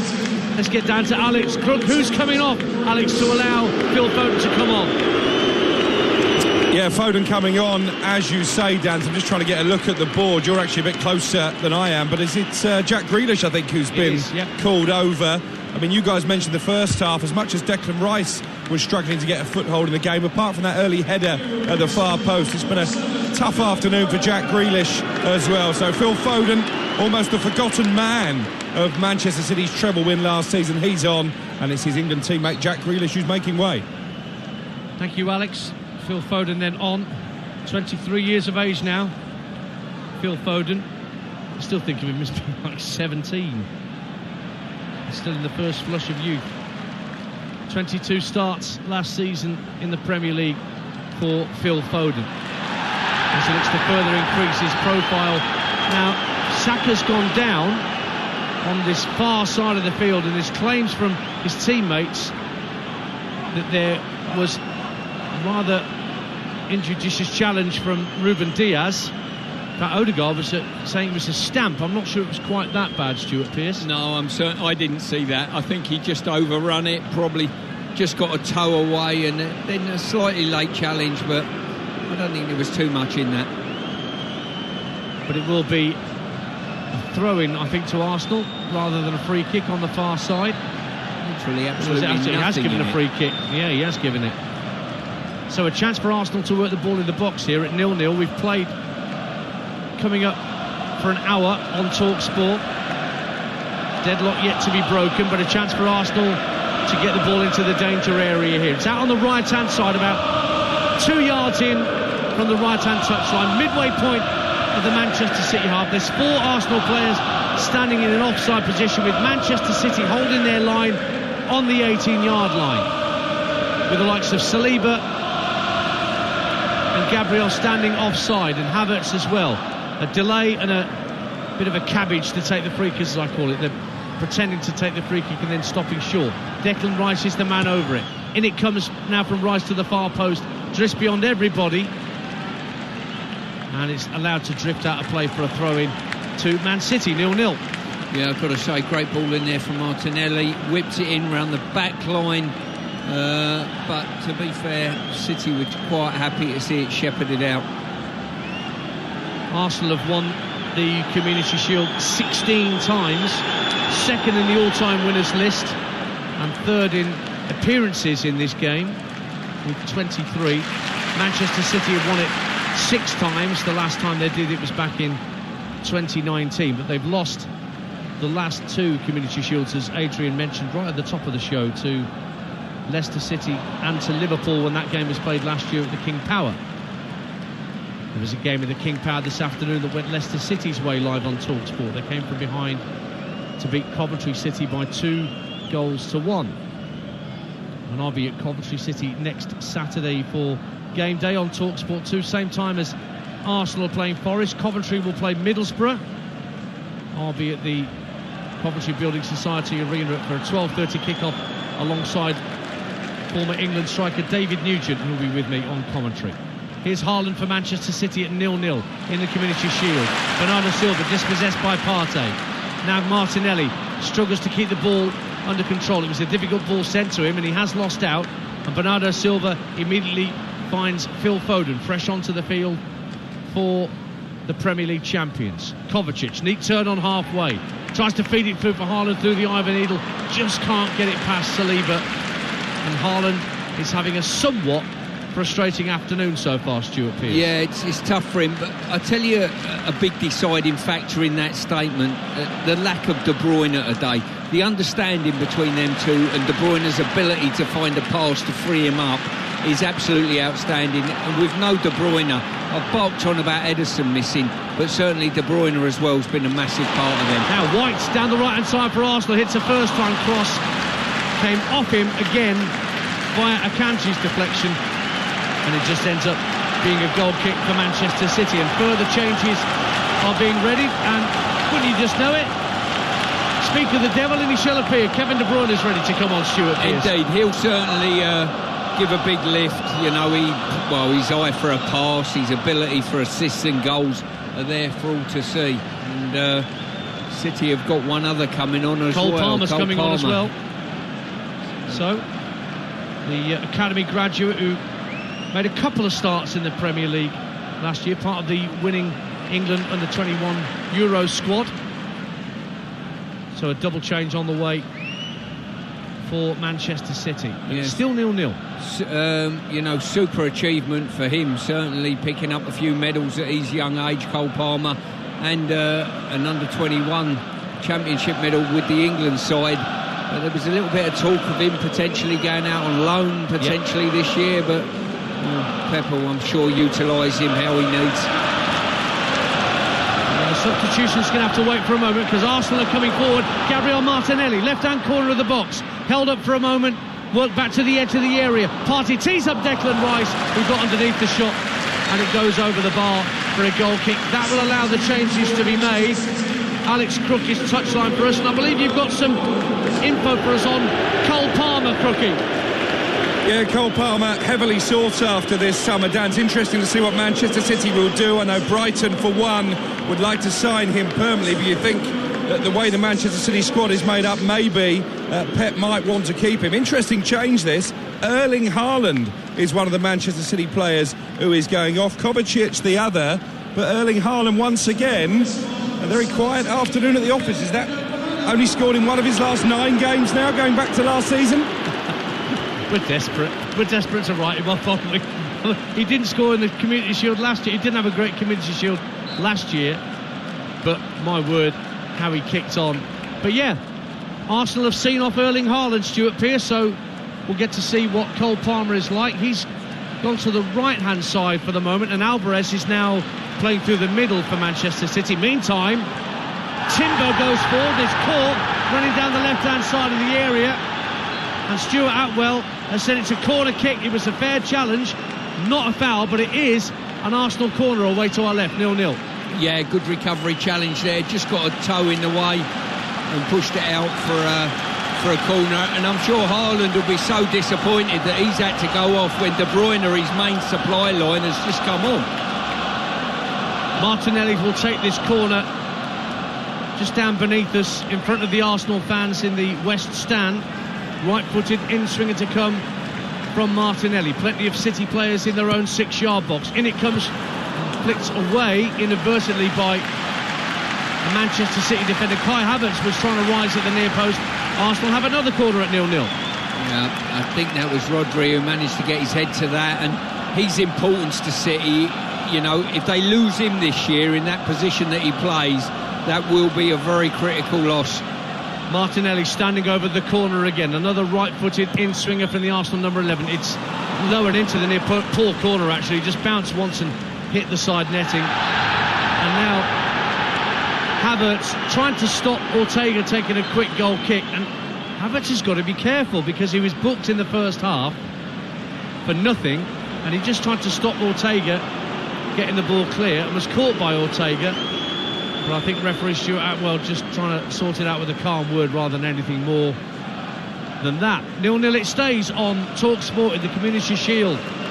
Don't forget, a yellow card, incidentally, has gone the way of Gabriel at the back for Arsenal. And rightly so. He was the one that went across the goalkeeper's line of vision there and stopped him taking it quickly, and I think Havertz was just caught in the fallout on that. TalkSport Breakfast back tomorrow morning from 6 a.m. when you wake up. Natalie Sawyer and Andy Townsend are in tandem tomorrow morning. All the fallout from the weekend's football to talk about, and of course plenty to talk about with regard to Anthony Joshua and Dillian White's fight being off. Eddie Hearn is set to join Jim White and Simon Jordan on Tuesday this week to discuss that and many other things. Great work from Declan Rice to dispossess Bernardo Silva, doing exactly what Stuart Pearce was talking about in the first half, but this time running back towards his own goal to nick possession back for Arsenal. 0-0. Yeah, playing in that more advanced role, probably another 10-20 yards advanced than he's used to, but his recovery runs and how he eats the ground up is incredible. People think they've got a lot of time on the ball when he actually creeps up on you so quickly. Declan Rice and Jude Bellingham. It's not a bad midfield partnership for England, is it, in principle? It certainly isn't, and when you look the young talent of the likes of Saka and Foden and Grealish, it's pretty exciting times. Here's Havertz for Arsenal down the left wing at 0-0. Midway through the second half, still Arsenal and City looking for the deadlock to be broken. Saliba slides it out to the right-hand side. Early cross. Saka couldn't connect properly right in front of goal. And City clear their lines. Good ball in from the right-hand side by Ben White. Saka was really well placed, but couldn't connect. I bemoaned about lack of decent crosses in the box. I think he's picked Saka out to give him credit on that one, albeit it was a low cross, and Saka's just got it horribly wrong and mistimed his effort. So it's Arsenal 0, Manchester City 0 on TalkSport in the Community Shield. Martin Keown's in with Jim White tomorrow for the Arsenal debrief from 10 a.m. tomorrow on TalkSport. I'm sure Martin will have a strong view on certainly Arsenal's performance and their prospective options this season. He won't be happy with the bookings. Listen, if he was playing, he'd have had about 8 or 9. That's just today, by the way. Out to the left-hand side. De Bruyne picks it up for Manchester City. Floats it in field to Bernardo Silva. Now Rodri, centre of the Arsenal half. Sensed there was somebody at his back. Havertz it was. And that's worked out to Cole Palmer. Right wing for Manchester City. The youngster checks back onto his left foot. Thought about a cross, but instead Walker sends it back in field to John Stones. Stones just in front of the centre circle, inside the Arsenal half of the field. Almost the whole pitch now at Wembley in shade, apart from the penalty box that Stefan Ortega is not standing in, the Manchester City keeper. Stones out to the right hand side, the near side to us, and Walker. Pep Guardiola hands on hips down beneath us, looking a little pensive about what he's seeing in front of him. I can't think of a save that Aaron Ramsdale has had to make in these opening 70 minutes. He had the two-handed John Stones header, didn't he? Yes. That he parried out. That's true. Which was pretty straightforward for a goalkeeper. Now it breaks for Cole Palmer inside the area. Fires it over the bar for deflection of Timber. And Manchester City have a corner. Suddenly the ball was rolled across to Palmer. Got it onto his left foot.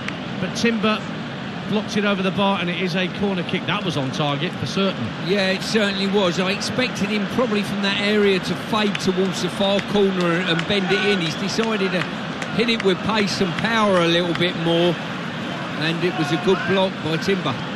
Short corner. Foden to the right-hand corner of the Arsenal box, forced to go back to Walker, who's in possession in the centre of the half.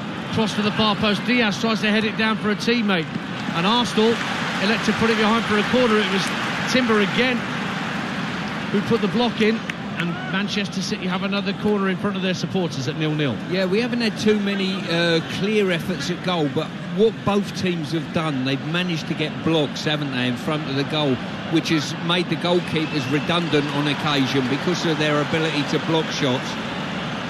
Well, De Bruyne and Foden are over on the far side, and the ball's played short by De Bruyne to Foden. Early cross into the near post. It's chested down by White. Martinelli just lobs it downfield hoping for a red and white shirt to get there first, but comfortable for Kyle Walker. I'm not sure whether the art of crossing's fading out the game a little bit, but there's been so many good positions players have got in and just failed to deliver a really telling cross. What you mean, because of like 4-2-3-1 as a system instead of 4-4-2? Well, potentially. You don't see too many wide players going on the outside now. They're relying on fullbacks to get up and beyond. And so many of them have just found and hit the first player and not got the ball off the ground. Martinelli trying to release Havertz through the inside left channel. It was a good ball, but well read by John Stones, who very calmly came across to get possession back for Manchester City. 0-0, less than 20 minutes to go. Remember, no extra time. If things stay as they are and there's no winner after 90 minutes, we will go straight to penalties to decide who lifts the Community Shield, with many of the proceeds from today going to the Jeff Astle Foundation. Can't believe it's over 20 years since the King passed away. I had a chat with his daughter Dawn, who was here earlier today, and she was saying how great it is not to have to bang on doors and have this sorted out so that they don't have to go cap in hand to the authorities like she felt they used to have to. Yeah, as I say, they've certainly shone a light on a big problem we've had in the game. Now, Leandro Trossard is ready to come on for Arsenal, but meantime Manchester City are in possession down the left-hand side. Foden just knocks it back to Bernardo Silva, who's out on the left-hand side now, with Palmer over on the right for City. Here is Ruben Diaz on the halfway line. Takes the game down to walking pace just for a moment. Still 0-0 incidentally between Sunderland and Ipswich over on TalkSport 2 right now in the Championship at the Stadium of Light. Now here's Kyle Walker picking the ball up right hand side of the area, tries to drive it across. Julian Timbers there again to block it behind, and again the quality of the cross was not what you would expect. No, what you've got to do if you're a full-back, then you either shape to shoot and then disguise, drag back inside, or just feed the ball in with a gentle pace. Cole's tried to smash it on the floor with a little bit of curl, and it's just got cut out. A great opportunity to hurt the opposition. But it is a corner for Manchester City away to our right. De Bruyne will take it to around the penalty spot, up went their heads, and it didn't quite drop for Rodri, and Arsenal try and bring it clear. It's into the feet of Julian Timber. Trossard still waiting to come on. Saka up towards the halfway line. All passes in field, but he's given it straight to Julian Alvarez. Alvarez pirouettes just inside the Arsenal half, and the red and white shirts have won it back. Saliba did really well to win the ball back and find a teammate. And the ball's back with his centre-half partner Gabriel just in front of the 18-yard line. Gabriel making strides. Martinelli wants the ball played out to this near touchline, but Gabriel instead looks for Timber. Needless, give the ball away, and De Bruyne seizes upon it. Now Cole Palmer, centre of the Arsenal half. De Bruyne, the left-hand corner of the box, early cross looking for the target of Alvarez, but it's gone beyond him and behind, so the change can be made for Arsenal, and Leandro Trossard is going to come on, and coming off is Gabriel Martinelli. Stuart Pearce. Yeah, I've been really impressed with Trossard. I've got to say, he spent a lot of last season coming off the bench and having to impact from the bench, but I certainly think he's more than capable of doing so, and in a few Arsenal fans' eyes, I think they see him as more of a naturalised starter. Came from Brighton in January, made over 120 appearances for the Seagulls before arriving at Arsenal. And he's coming off, and also after his first appearance in the Community Shield, Julian Timber's coming off, and Kieran Tierney's coming on to replace him. Speaking as a former left-back yourself, Stuart, Timber, it's not a natural position for him. No, but as I say, he looked more than adequate in that position. I think he'll be a good acquisition for the club, but once again, like all teams need to do, Tierney comes on, and I spoke with a few Arsenal fans earlier before the game, and they're quite surprised that Tierney doesn't get as much football as he should have done. Just 6 Premier League starts last season for Kieran Tierney, but as you mentioned earlier in commentary, Stuart, with Champions League football back on the menu for Arsenal, the deeper squad is a necessity. Yeah, and probably the fact they didn't have European commitment last year enabled them to sustain a challenge right up until probably the last hurdle in the Premier League. Yeah. But a European campaign to run alongside their league campaign this year, the squad needs bolstering. 15 minutes to go on TalkSport in the Community Shield. It is still Arsenal 0, Manchester City 0 at the National Stadium. Ruben Diaz inside his own penalty area, plays the ball into the feet of Foden, who brilliantly turns Thomas Partey, and he's skipping into the Arsenal half. Great run from Foden, tries to fire it out right for Cole Palmer, reaches Palmer eventually, onto his left, curls it goalless, Manchester City lead, and the youngster Cole Palmer fires City in front. Brilliant turn from Foden inside his own half, got away from his man, looked for Cole Palmer, the ball reached Palmer eventually, he still had lots to do, he did it quite superbly. Cole Palmer, 21 years young, curled it past Ramsdale, and it's Arsenal 0, Manchester City 1. Well, 5 minutes ago I suggested that Palmer should have been aiming for that far post to curl the effort in that he decided to drive that was blocked. On that occasion he got it absolutely right, just faded it out there, let the goal post bring it back in, and into the far corner it went. Give away a possession, Foden turned brilliantly, and from that moment on Arsenal were backpedaling. Tierney half got a block on it, but what a wonderful finish from a good young player. Yeah, Tierney was shown the wrong way by Palmer, and then the curl on the strike, Ramsdale grasping for thin air but couldn't get near it, and so Manchester City hit the front as we enter the last 11 minutes or so of the game here at Wembley Stadium on TalkSport. Probably what the game needed, to be fair, wasn't it, Dan? You know, it's almost looking like a stalemate, really. Another winner of the under-21 Euros for Lee Carsley's men, Cole Palmer. So he separates the two sides with about 12 minutes to go. Arsenal have made plenty of changes. Can they make any of them count? Trossard wants the ball, he's just come on, but the ball that was fired out to him by Odegaard easily cut out by Kyle Walker. Odegaard tried to dispossess Rodri, but Rodri was like an oak tree still in midfield, wouldn't let the ball leave his feet, and now De Bruyne sends the ball out to the left-hand side for Foden. Two substitutes combining, both wearing bright orange boots this afternoon. Now it's worked back by Akanji to Diaz. Bernardo Silva looks for John Stones on the halfway line. Palmer, the goal scorer, just making a run in from the right flank, not used, and it's gone back all the way to Stefan Ortega. Yeah, City will be happy now just to maintain a possession-based game. Arsenal, I think, still need to get on the front foot and put some pressure on City if they want to pull this game round. Now Cole Palmer, the goal scorer, looking to take on Trossard down this near side. Almost loses his footing, but keeps the ball, at least for the moment. But in the end, Kieran Tierney gets the ball half clear. Good touch from Havertz under pressure from Rodri. And the ball's back with Gabriel inside his own penalty area. Lovely clip pass out to this near side for Declan Rice. Rice is making strides up towards halfway. Looked infield for Trossard, but Rodri's there again, running back into his own half to retrieve the ball for the Premier League champions and treble winners from last season. Ball's out of play. They're going to add another trophy to their collection if they're not careful here, Manchester City. Well, they've certainly got the potential of that, and as I say, it's been a brilliant finish to last season. And the way it looks, might be a good start to this one. Well, Declan Rice is coming off for Arsenal with 11 minutes to go to allow Eddie Nketiah to come onto the field.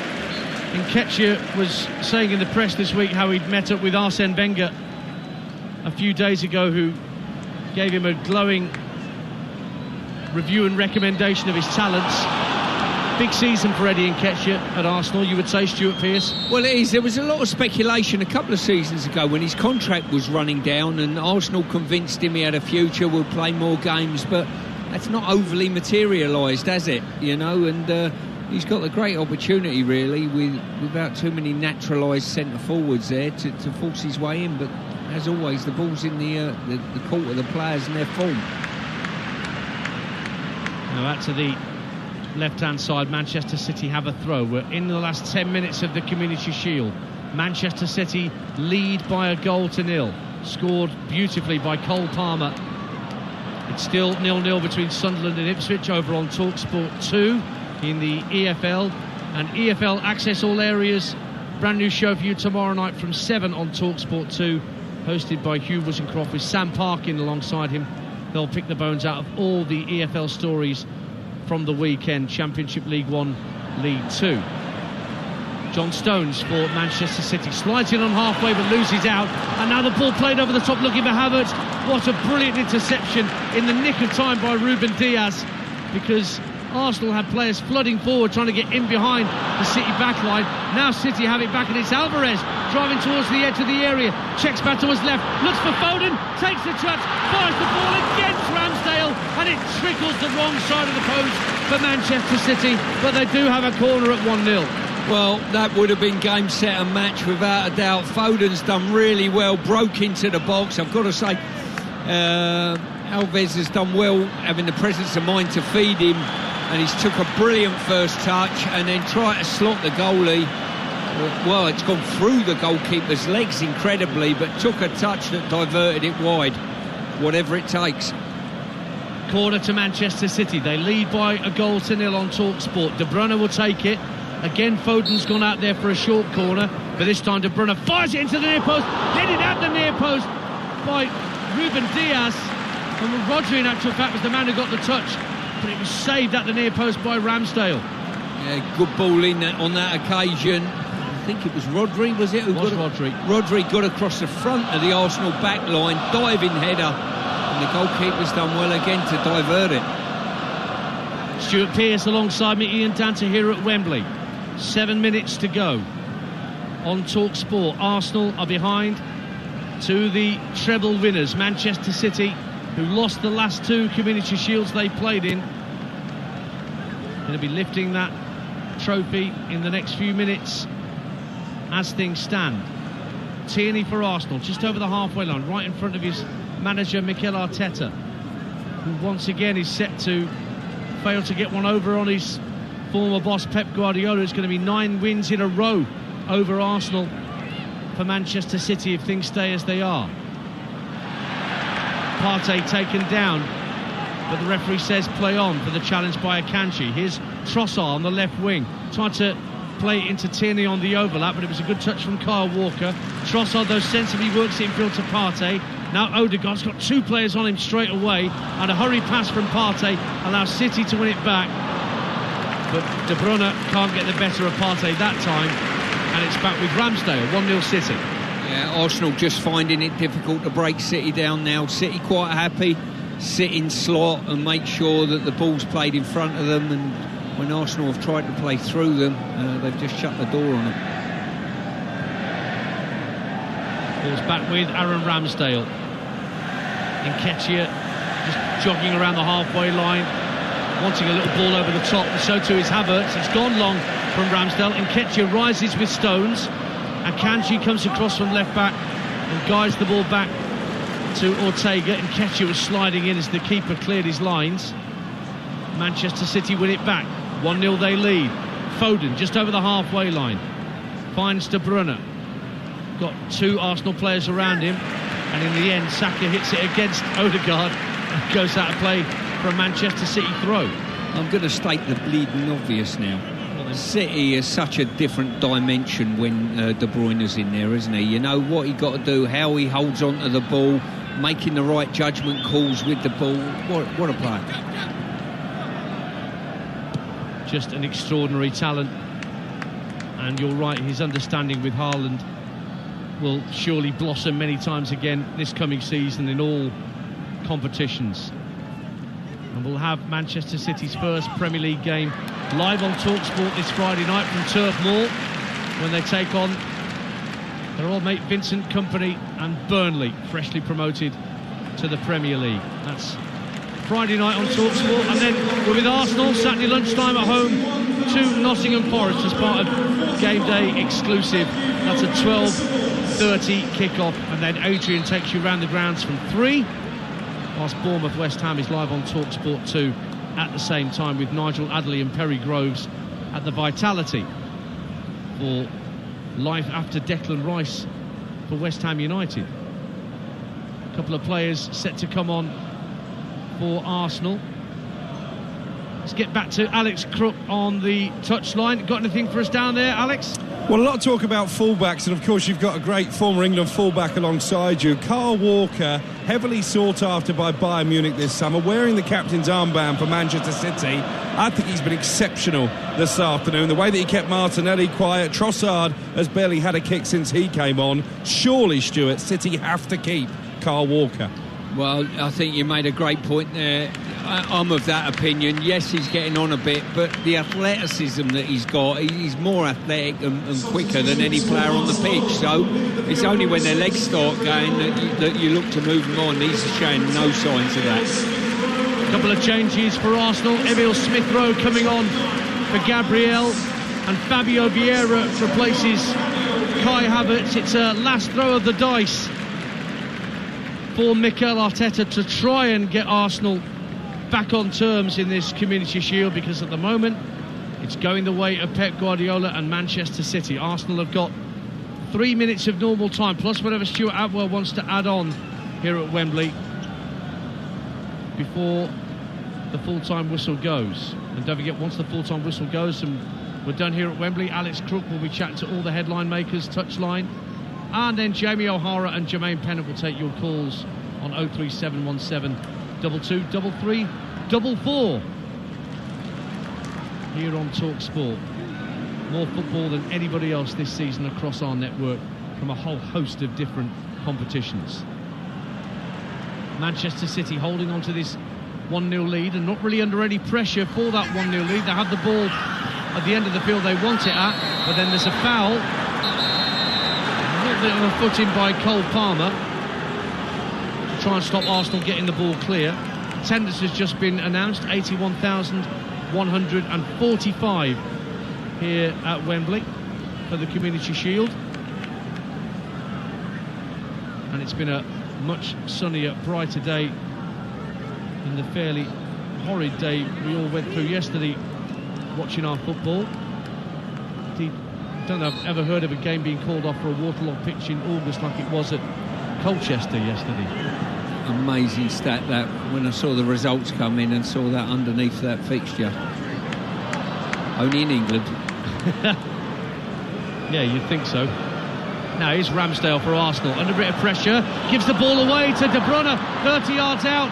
Oh, Arsenal snuck the ball back in the end. Loose pass from Ramsdale, almost paid the price for that. But Arsenal have it back. But they're not asking too many questions of Ortega or the Manchester City backline in these closing stages. Manchester City closing in on the Community Shield, but then Rodri balls down Partey. No booking, just a free kick, and again the Arsenal fans not happy with the lack of extra punishment. Yeah, I've been a bit frustrated with the Arsenal fans baying for blood on every little occasion, but on that occasion that should have been a yellow card. That's Stuart Pearce alongside me here at Wembley. Ball's back with Ramsdale. There's a short pass to Saliba, just ahead of his own 18-yard line. Fires the ball up to Partey, just shy of the centre circle. Now Kieran Tierney. Trossard's come short down this near side. Nketiah tries to spin into an inside left channel. Ball's with Trossard once again.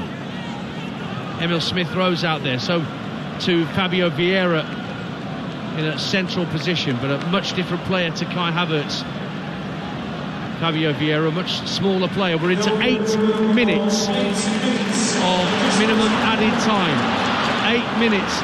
And Pep Guardiola looks at the fourth official and says, what? There's going to be a lot of that this season. There certainly will be. Those 8 minutes added to the 3 minutes in the first half, we're on double digits, aren't we, for a game like today, where I don't see too many time wasting situations. Pep Guardiola very unhappy at the amount of football his team are having to play. There's a simple solution to that. Stop winning everything. Then you won't have to play every game. Headed clear by John Stones. Arsenal tidy up at the back, and it's back with Aaron Ramsdale once more. So we're into that first of the 8 minutes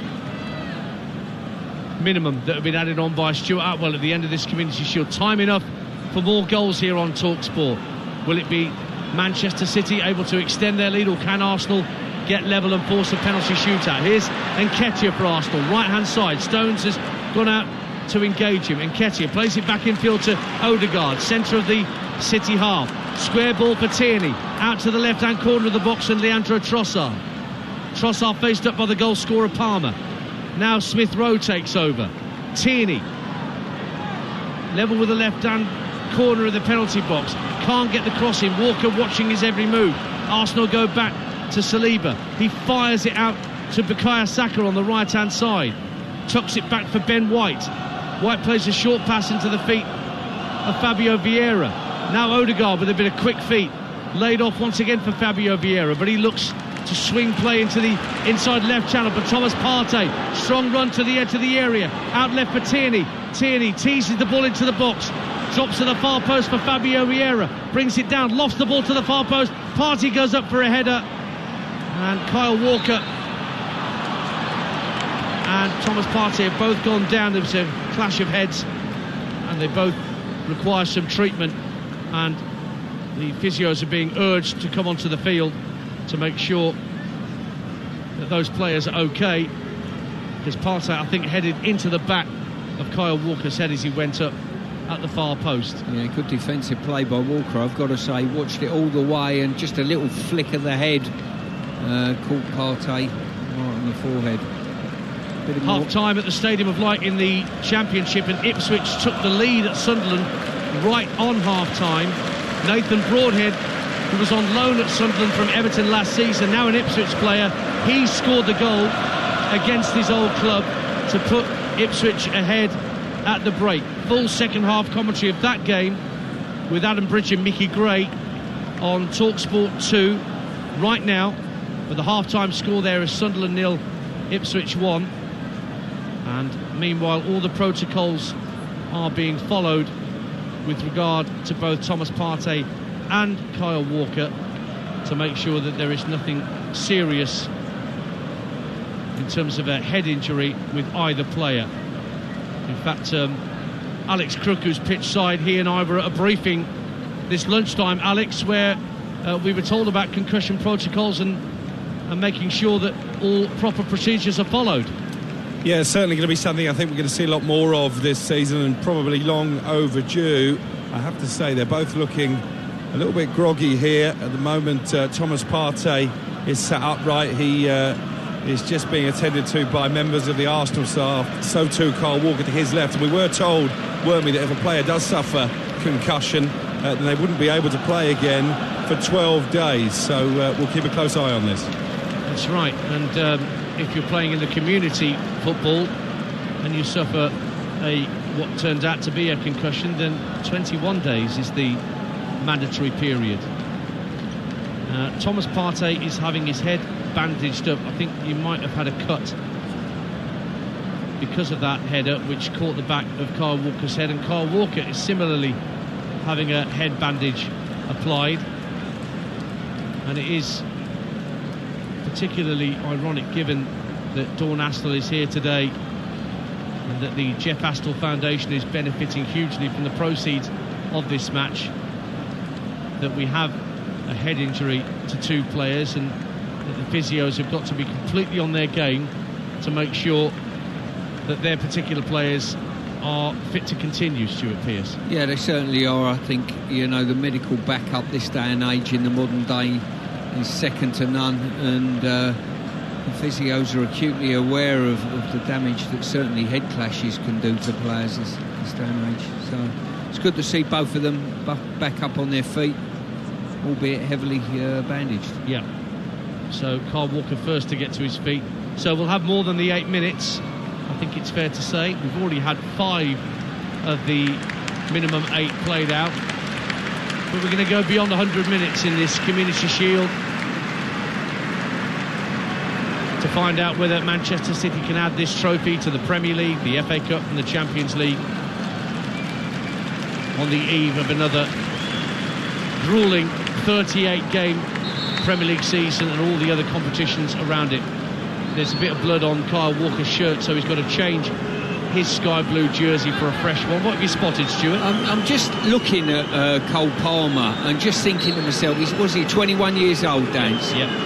He's won 3 major trophies, including the Euros. European Cup. He's won the Euros with England, and he's just scored the winner potentially in the Community Shield to pick up his fifth medal in about 2 months. Wow. That's probably why he probably doesn't want to go out on loan. I think he'd rather stay put, wouldn't he? Well, you can't beat a firefight in League Two, can you? You know, surely. Here's Arsenal in possession with Saliba. Smith Rowe gives it back to Ben White.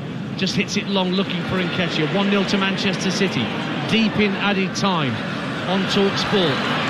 Nketiah goes down under pressure from Akanji, who won the ball fairly, says the referee.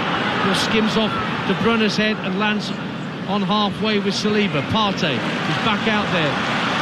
Sends the ball out wide right to Fabio Vieira. He's looking to take on Akanji.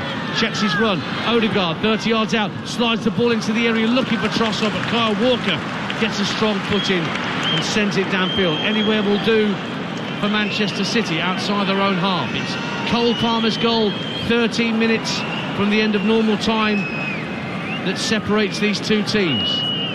Palmer trying to pressurise Smith Rowe. Back it goes to Ben White.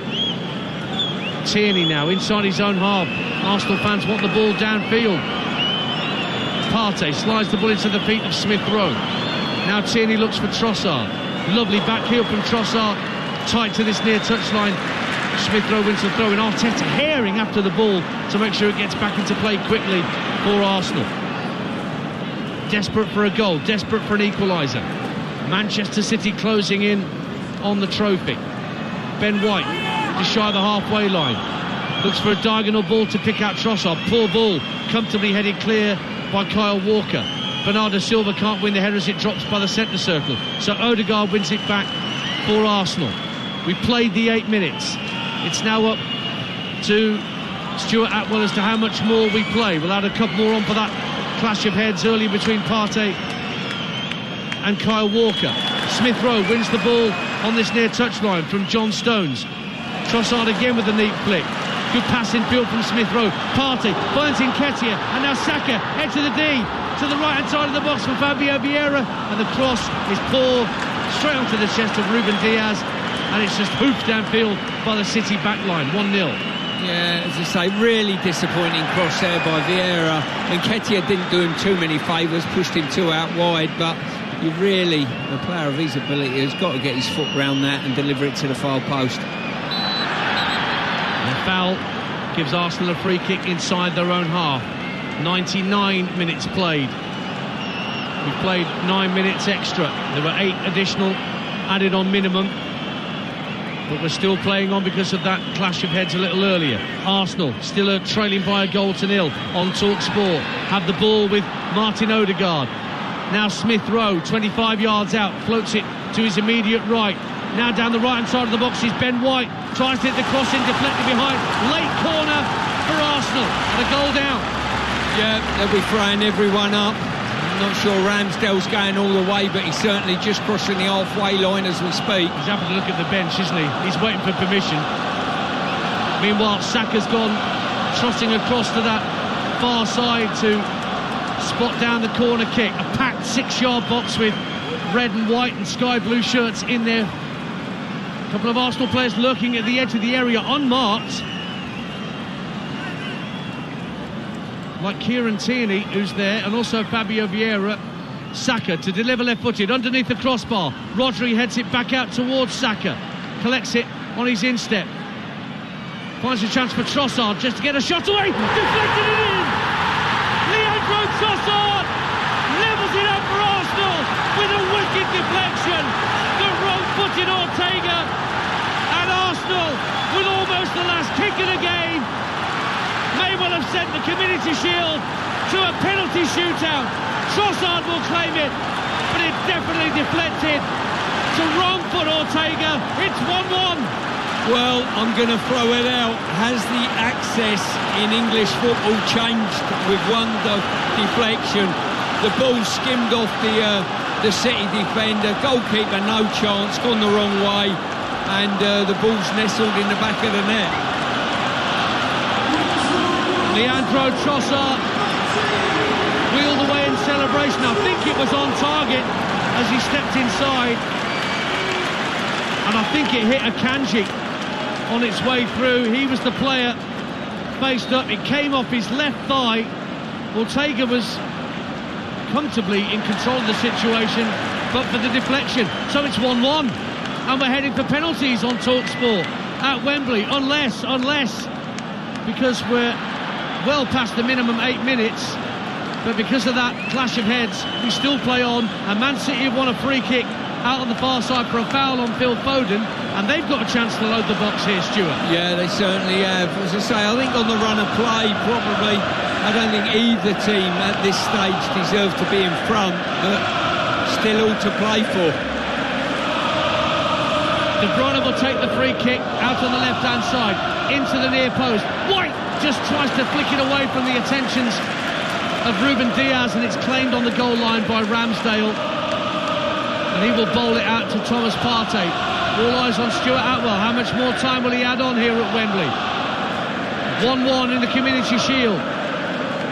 Just looking at that free kick from De Bruyne, it was absolutely sensational. It's a fraction of an inch away from being touched into the back of the net. Arsenal in possession. Maybe they can win it. Saka teasing the ball in field to Odegaard. Ball runs away from Smith Rowe. De Bruyne takes it up to halfway, and the full-time whistle goes, and we are destined for penalties to decide who lifts the Community Shield. But my word, how late Arsenal left it. Cole Palmer, the young academy graduate, had given Manchester City the lead after coming on as a substitute.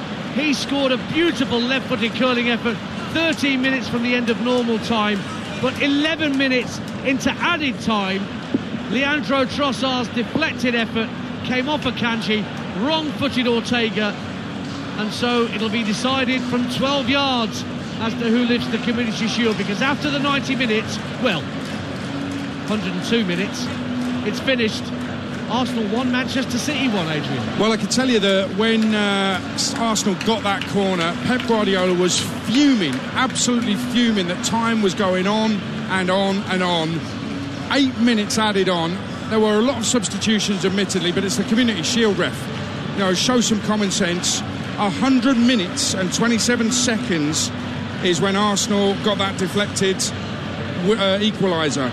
And I think he would have been raging, Stuart Pearce, Pep Guardiola. Not the fact that, you know, they've equalised, but the fact that so much time was added on in the heat of Wembley and the season hasn't even started. Well, listen, you're asking the referee to bend the laws of the game then and not play the allotted time. Use common sense. That's what I'm asking. Well, what are you saying to the referees? Look, if it's 3-0 with 88 minutes on the clock, just knock the game on the head at that stage. You can't do that. They're out there to show integrity. Integrity means applying the laws of the game as best they see it.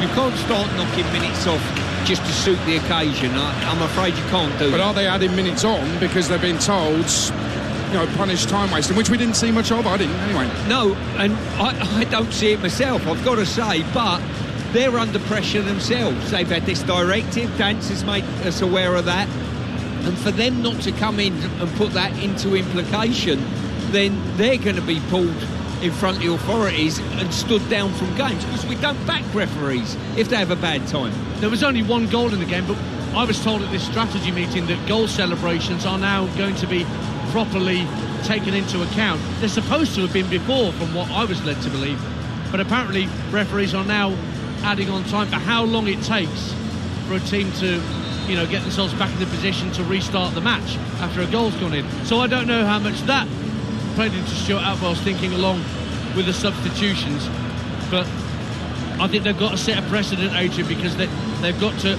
this is a televised game that's being shown, around the world. All the other Premier League managers and players and coaches are watching this, and they're thinking, well, all right, this is what we've got to come. Maybe we've got to rethink how we approach things. Otherwise, we're going to be playing 110-minute matches. Well, after the weekend we've had, I guarantee you in about 2 weeks max, there will be some sort of lobby, some sort of protest towards the authorities saying we're just having too much time added on in these games. But what we've seen is a contrast, Stuart, in goals. A wonderful goal from Cole Palmer, and a rather fortuitous. Listen, you've got to have a ticket to win it. You've got to have the shot. It's taken the deflection. Keeper's already gone. And Trossard coming on, he was their top scorer pre-season. Well, it just shows the importance of the bench, doesn't it? We looked at the starting lineups for both teams. City made substitutions. One of them come off the bench, a young player who scored. De Bruyne had an impact in the game, and Trossard's got the goal for Arsenal. So it is a squad game this day and age. Well, we're going to penalties. They're getting ready for those. Alex Cook is behind the goal, and I think the penalties are going to be taken at that end in front of the Arsenal fans, Alex. Absolutely correct. A massive cheer went up from those Arsenal fans behind me, one or two of whom, by the way, had already started ahead for the exit and quickly turned on their heels as that equalising goal was scored. I do remember, Adrian, at least 2 occasions where Arsenal have lost on penalties in the Community Shield. You may remember one of them here at Wembley. I think it was David Seaman against Peter Schmeichel who missed a decisive kick. Wonder if we'll go that far today. Spectacular memory from Alex Crook. I wonder how he remembers that. It is a penalty shootout. It's about to get underway here at Wembley, live on TalkSport. Don't forget that the full-time phone-in is coming up when we're done, when the trophy has been lifted here at Wembley. Jamie O'Hara and Jermaine Pennant will be taking your calls. Book them in now. 03717 223344 as the 2 goalkeepers make their way towards the goal and the rest of the players stand on the halfway line. Here's the penalty shootout. The Community Shield is up for grabs after a 1-1 draw. Here's Stuart Pearson and Ian Danter. Well, the last time I did a penalty shootout on TalkSport with Stuart Pearce, it was one of the worst penalty shootouts we've ever witnessed. Germany against Italy in Euro 2016. I don't know whether you remember it. I do remember it well. It was quite an embarrassment to penalty takers. Simone Zaza with the Fred Flintstone bowling a bowling ball run up and then skying it 20 yards over the bar. Let's see what the quality is like today. Martin Odegaard is first up. Arsenal get first dibs in this penalty shootout. So it's Odegaard with a fairly straight run up from the edge of the area up against Ortega. Ortega stands on his goal line and Ortega is sent the wrong way by Odegaard and Arsenal are off and running. Yeah, really good solid finish there. A sort of staggered-ish type of run up and he just slotted it. Ortega dropped to his left, had no chance. Now, one thing I also learned from this refereeing strategy meeting is that goalkeepers are being told not to muck about on the goal line as they wait for a penalty to be taken. They're meant to be, much more sporting, shall we say, in terms of how they prepare for a kick to be taken. De Bruyne is up for Manchester City's first penalty against Ramsdale, standing just behind his goal line. De Bruyne, right-footed, hits the crossbar and it stays out. It hit pretty much the centre of the crossbar. Ramsdale had dived to his left, but after a penalty apiece, Arsenal have the advantage as De Bruyne hit the crossbar. It actually nearly hit the angle of post and bar. It was a really well-placed penalty, bar probably 3 inches, smashed the underside of the bar and come back out. Goalkeeper gone the wrong way. Well, Leandro Trossard's always is already pretty popular with Arsenal fans for the way he's performed since coming in from Brighton.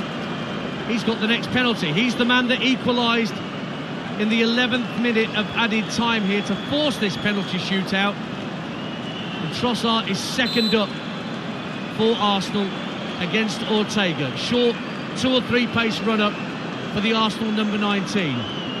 Just waits for a moment, slow run up, right-footed, sends Ortega the wrong way, puts it into the bottom right-hand corner. Arsenal 2 from 2.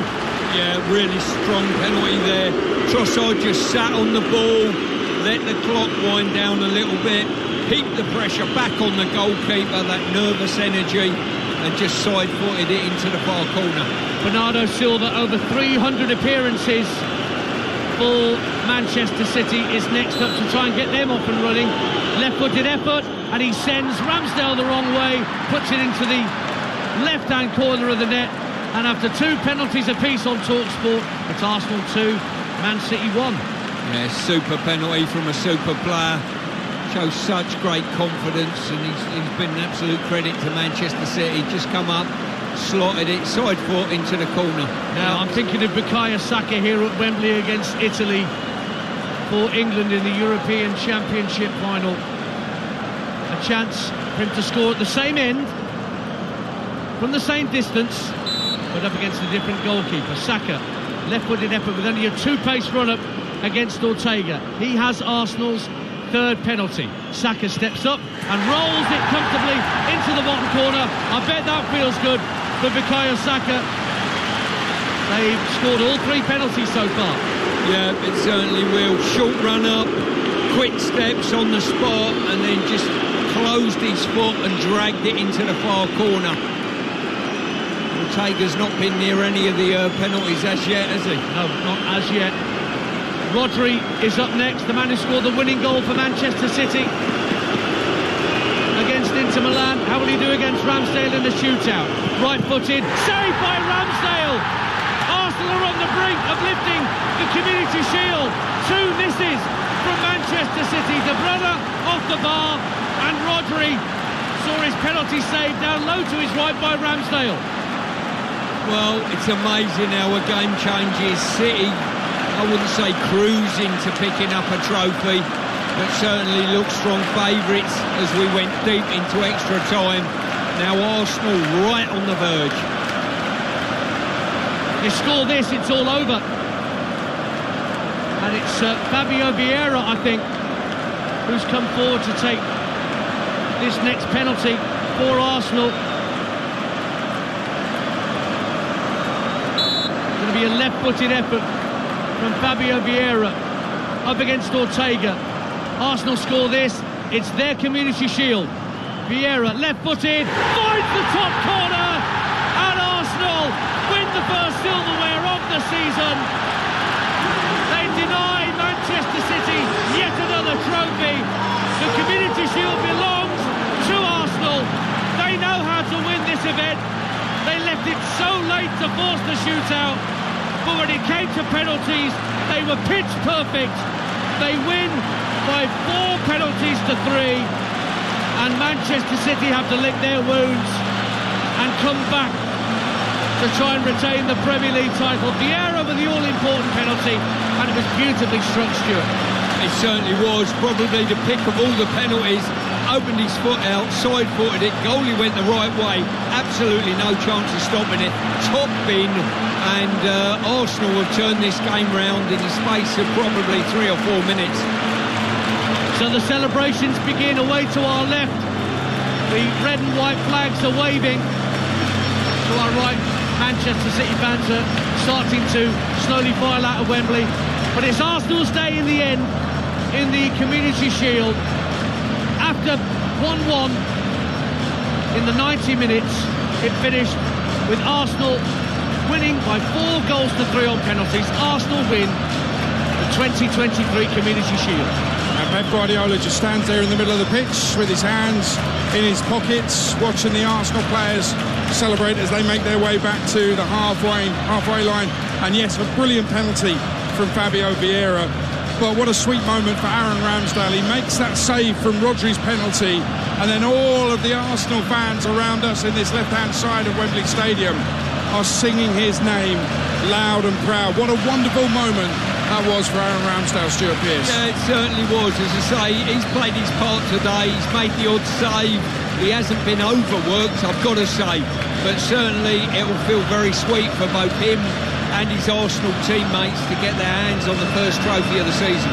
It will. I mean, does it make a statement or not? Yeah, I think it does. Yeah. Personally, I think they've spent a lot of money. They've bolstered the squad. They had a really good tilt at the Premier League last year, just fell short through injury and 1 or 2 other things. And they've come out today and got their hands on City and maybe got past the hoodoo. We're the first ones to turn round and say 9 games without beating Manchester City. They've certainly done it today. Yeah, they have. Cole Palmer. I mean, it's ironic, isn't it? There's all the FFP hanging over City, all the money that people don't like them spending. It's an academy product. Phil Foden, who sets it up with a bit of magic. The turn was sensational. And Cole Palmer, another academy product, City fan since he was a boy, been at City since he was 8, and he's from Wythenshawe. I mean, he scored a wonder goal. To score a wonder goal for your boyhood club at Wembley, what a dream. Yeah, it certainly was. I mean, a shock just prior to that where I thought he used slightly the wrong technique, but certainly sign of a good player. You learn from that. He opened his body out. We were right behind it. Goalkeeper, no chance at all. It's a brilliant finish, and all the money that gets spent in the world, and it's an academy player that comes through, comes off the bench and gets your team a goal. Doesn't really happen unless Foden opens them up with that turn on Partey. Indeed. As Gareth got to find a way to get him into the England lineup because he's so talented. I will turn round and say Foden's got to find a way of getting in that England team. He's got to look at himself and say, firstly, I've got to get into the Manchester City team on a regular basis, and secondary, I've got to get in the England team. And just looking off to my left there, the Arsenal fans are doing the Poznan, you know, which is synonymous